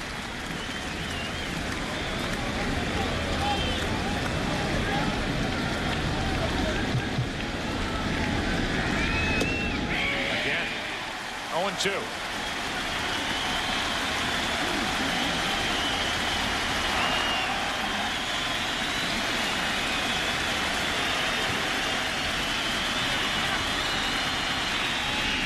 Breaking ball popped up. Slicing to Spencer, 2 out.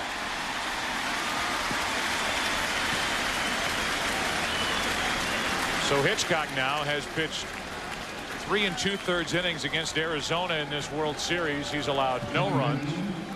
He's allowed 1 hit. And he has struck out 6. Here's Craig Counsell with 2 out, nobody on. Counsell homered in game 1 of this World Series. He is 0 for 5 tonight. And it has been a struggle. That home run in game 1, his first at bat of the World Series, his only hit. 1 out of 19. Ball 1.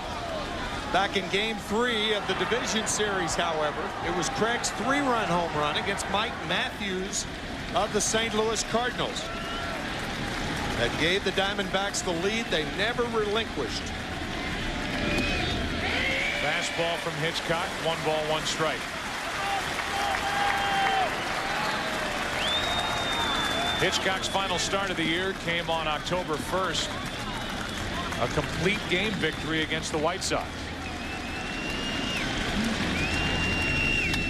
Counsell hits it into right center field. Good work by Hitchcock as Williams puts it away.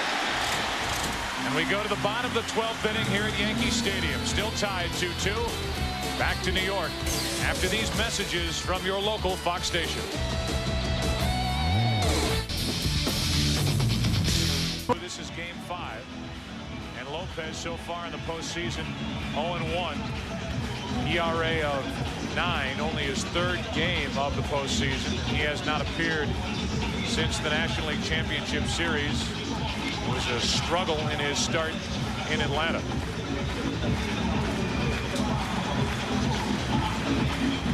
I think what Chuck Knobloch might be looking for, leading off the bottom of the 12th inning, is a walk. I think he'll take at least 1 strike off Lopez. Give him a chance to get nervous. First World Series appearance. Lopez in his career 0-3 with an ERA of 3.71 against the Yankees. And with Cleveland, he's been with Tampa Bay. Picked up by Arizona mid-season. Knobloch, first pitch swinging, base hit. So much for that thinking. So the winning run is on for New York, as Knobloch is now 1 for 2. Knobloch gets a low fastball. He hits it off the end of the bat. Unofficially, this World Series, there may be fewer balls hit on the good part of the bat than any series. Of course, you can't find that out. But pitching has dominated, and look for Brosius to be punting. Knobloch was 0 for 13 prior to that hit. And the bunt is foul. Brosius, the reason this game is in the 12th, at least one of the reasons. The main reason. With a 2-out, 2-run home run to tie it with Byung-Hyun Kim.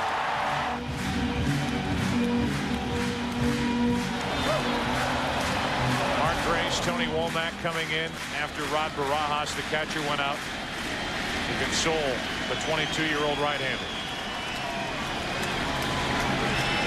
Knobloch on at first with nobody out. Inching away as the throw comes his way.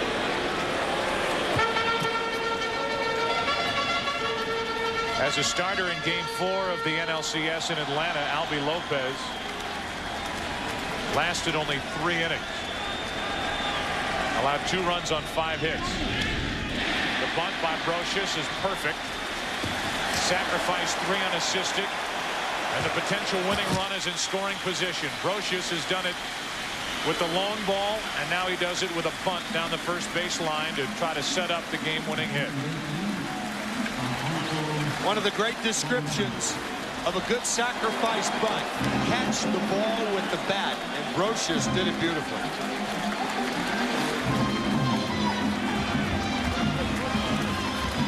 Use the bat as a glove. Now it's the rookie Alfonso Soriano, who's already ended one postseason game this year with a swing. A home run to end Game 4 of the American League Championship Series. Winning run at second, 1 out. And what a play by Barajas to keep Knobloch at second base. He has played some game behind the plate and at the plate. Rod Barajas, what a story tonight. Breaking ball in the dirt. Nicely done.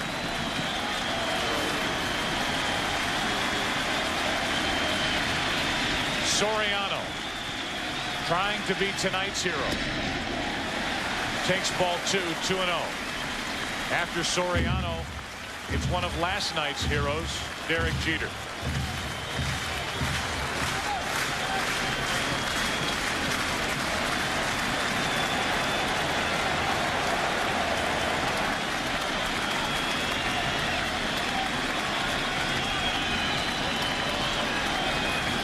Albie Lopez brings it. Soriano fouls it. Only one team in postseason history has come back twice in the same postseason series when trailing after 8 innings to win a game. It happened in the National League Championship Series in 1986. The Mets against Houston, games 3 and 6. It's never happened in the World Series. Yankees did it last night. Trying to do it here tonight.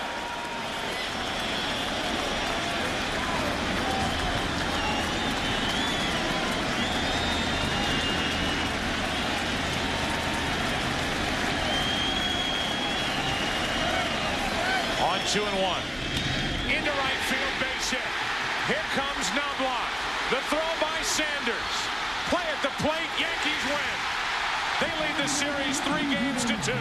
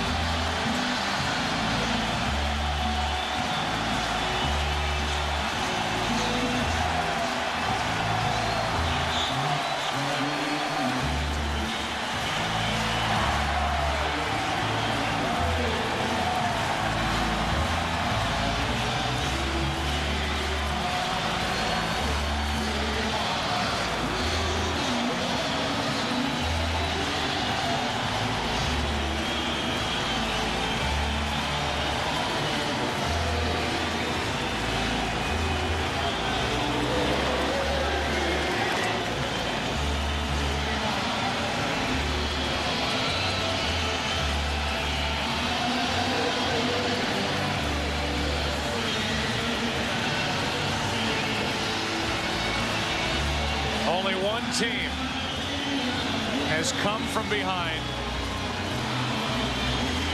to win 2 World Series games. With every generation comes a television father who redefines what it means to be a great dad. I'm gonna kill one of them kids.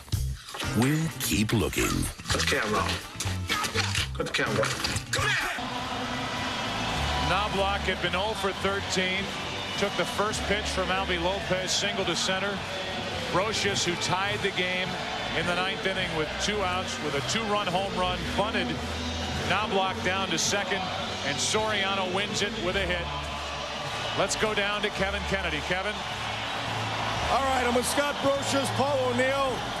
Last night, Tino Martinez hit the game-tying home run. Is this deja vu all over again, Scott? I know, it kind of felt like that, didn't it? It seemed like the whole situation was set again, and it happened again. Unbelievable. Old Yogi Berra saying right there. Scott, Tino told me last night he was definitely trying to tie the game with a home run. What were you thinking when you went up to the plate against Kim? Yeah, I definitely wasn't thinking that. I mean, I was just thinking, try to get something. You know, I missed a couple of pitches from him last night, and I was just trying to hit something hard. Paul O'Neill at top of the 9th inning. Perhaps your last game, you haven't officially announced it. You were pretty emotional out there. The cameras were looking at you. The fans were yelling your name. Well, what was going through your mind? You get goosebumps. I mean, it's a World Series game. By no means are you conceding anything. I mean, we come back so many times, and it's fun to hang around these guys that are getting the big hits. I'm just following the coattails right now. You're not ready to announce it. It might be your last game at Yankee Stadium yet, or no? This is it. And, there's no other way to do it. I mean, I wish I could stay here. I wish everybody would stay here for a while, because this is a lot of fun. Okay. Paul, congratulations. Joe Buck, let's go back upstairs. For the second night in a row, the Yankees come from behind. They get 2 runs in the 9th inning to tie it. They get a run tonight in the 12th inning to win it. It's Alfonso Soriano, the rookie second baseman, who Joe Torre will tell you reminds him of a young Derek Jeter. He gets the base hit to right, and Chuck Knobloch, who had struggled up to this point in this World Series, scores the winning run. The Diamondbacks won games 1 and 2 in Arizona. Everybody said wait till the Diamondbacks get to the Bronx. The Yankees have won games 3, 4, and 5 and take a 3-2 advantage back to the desert. We'll be back in a moment.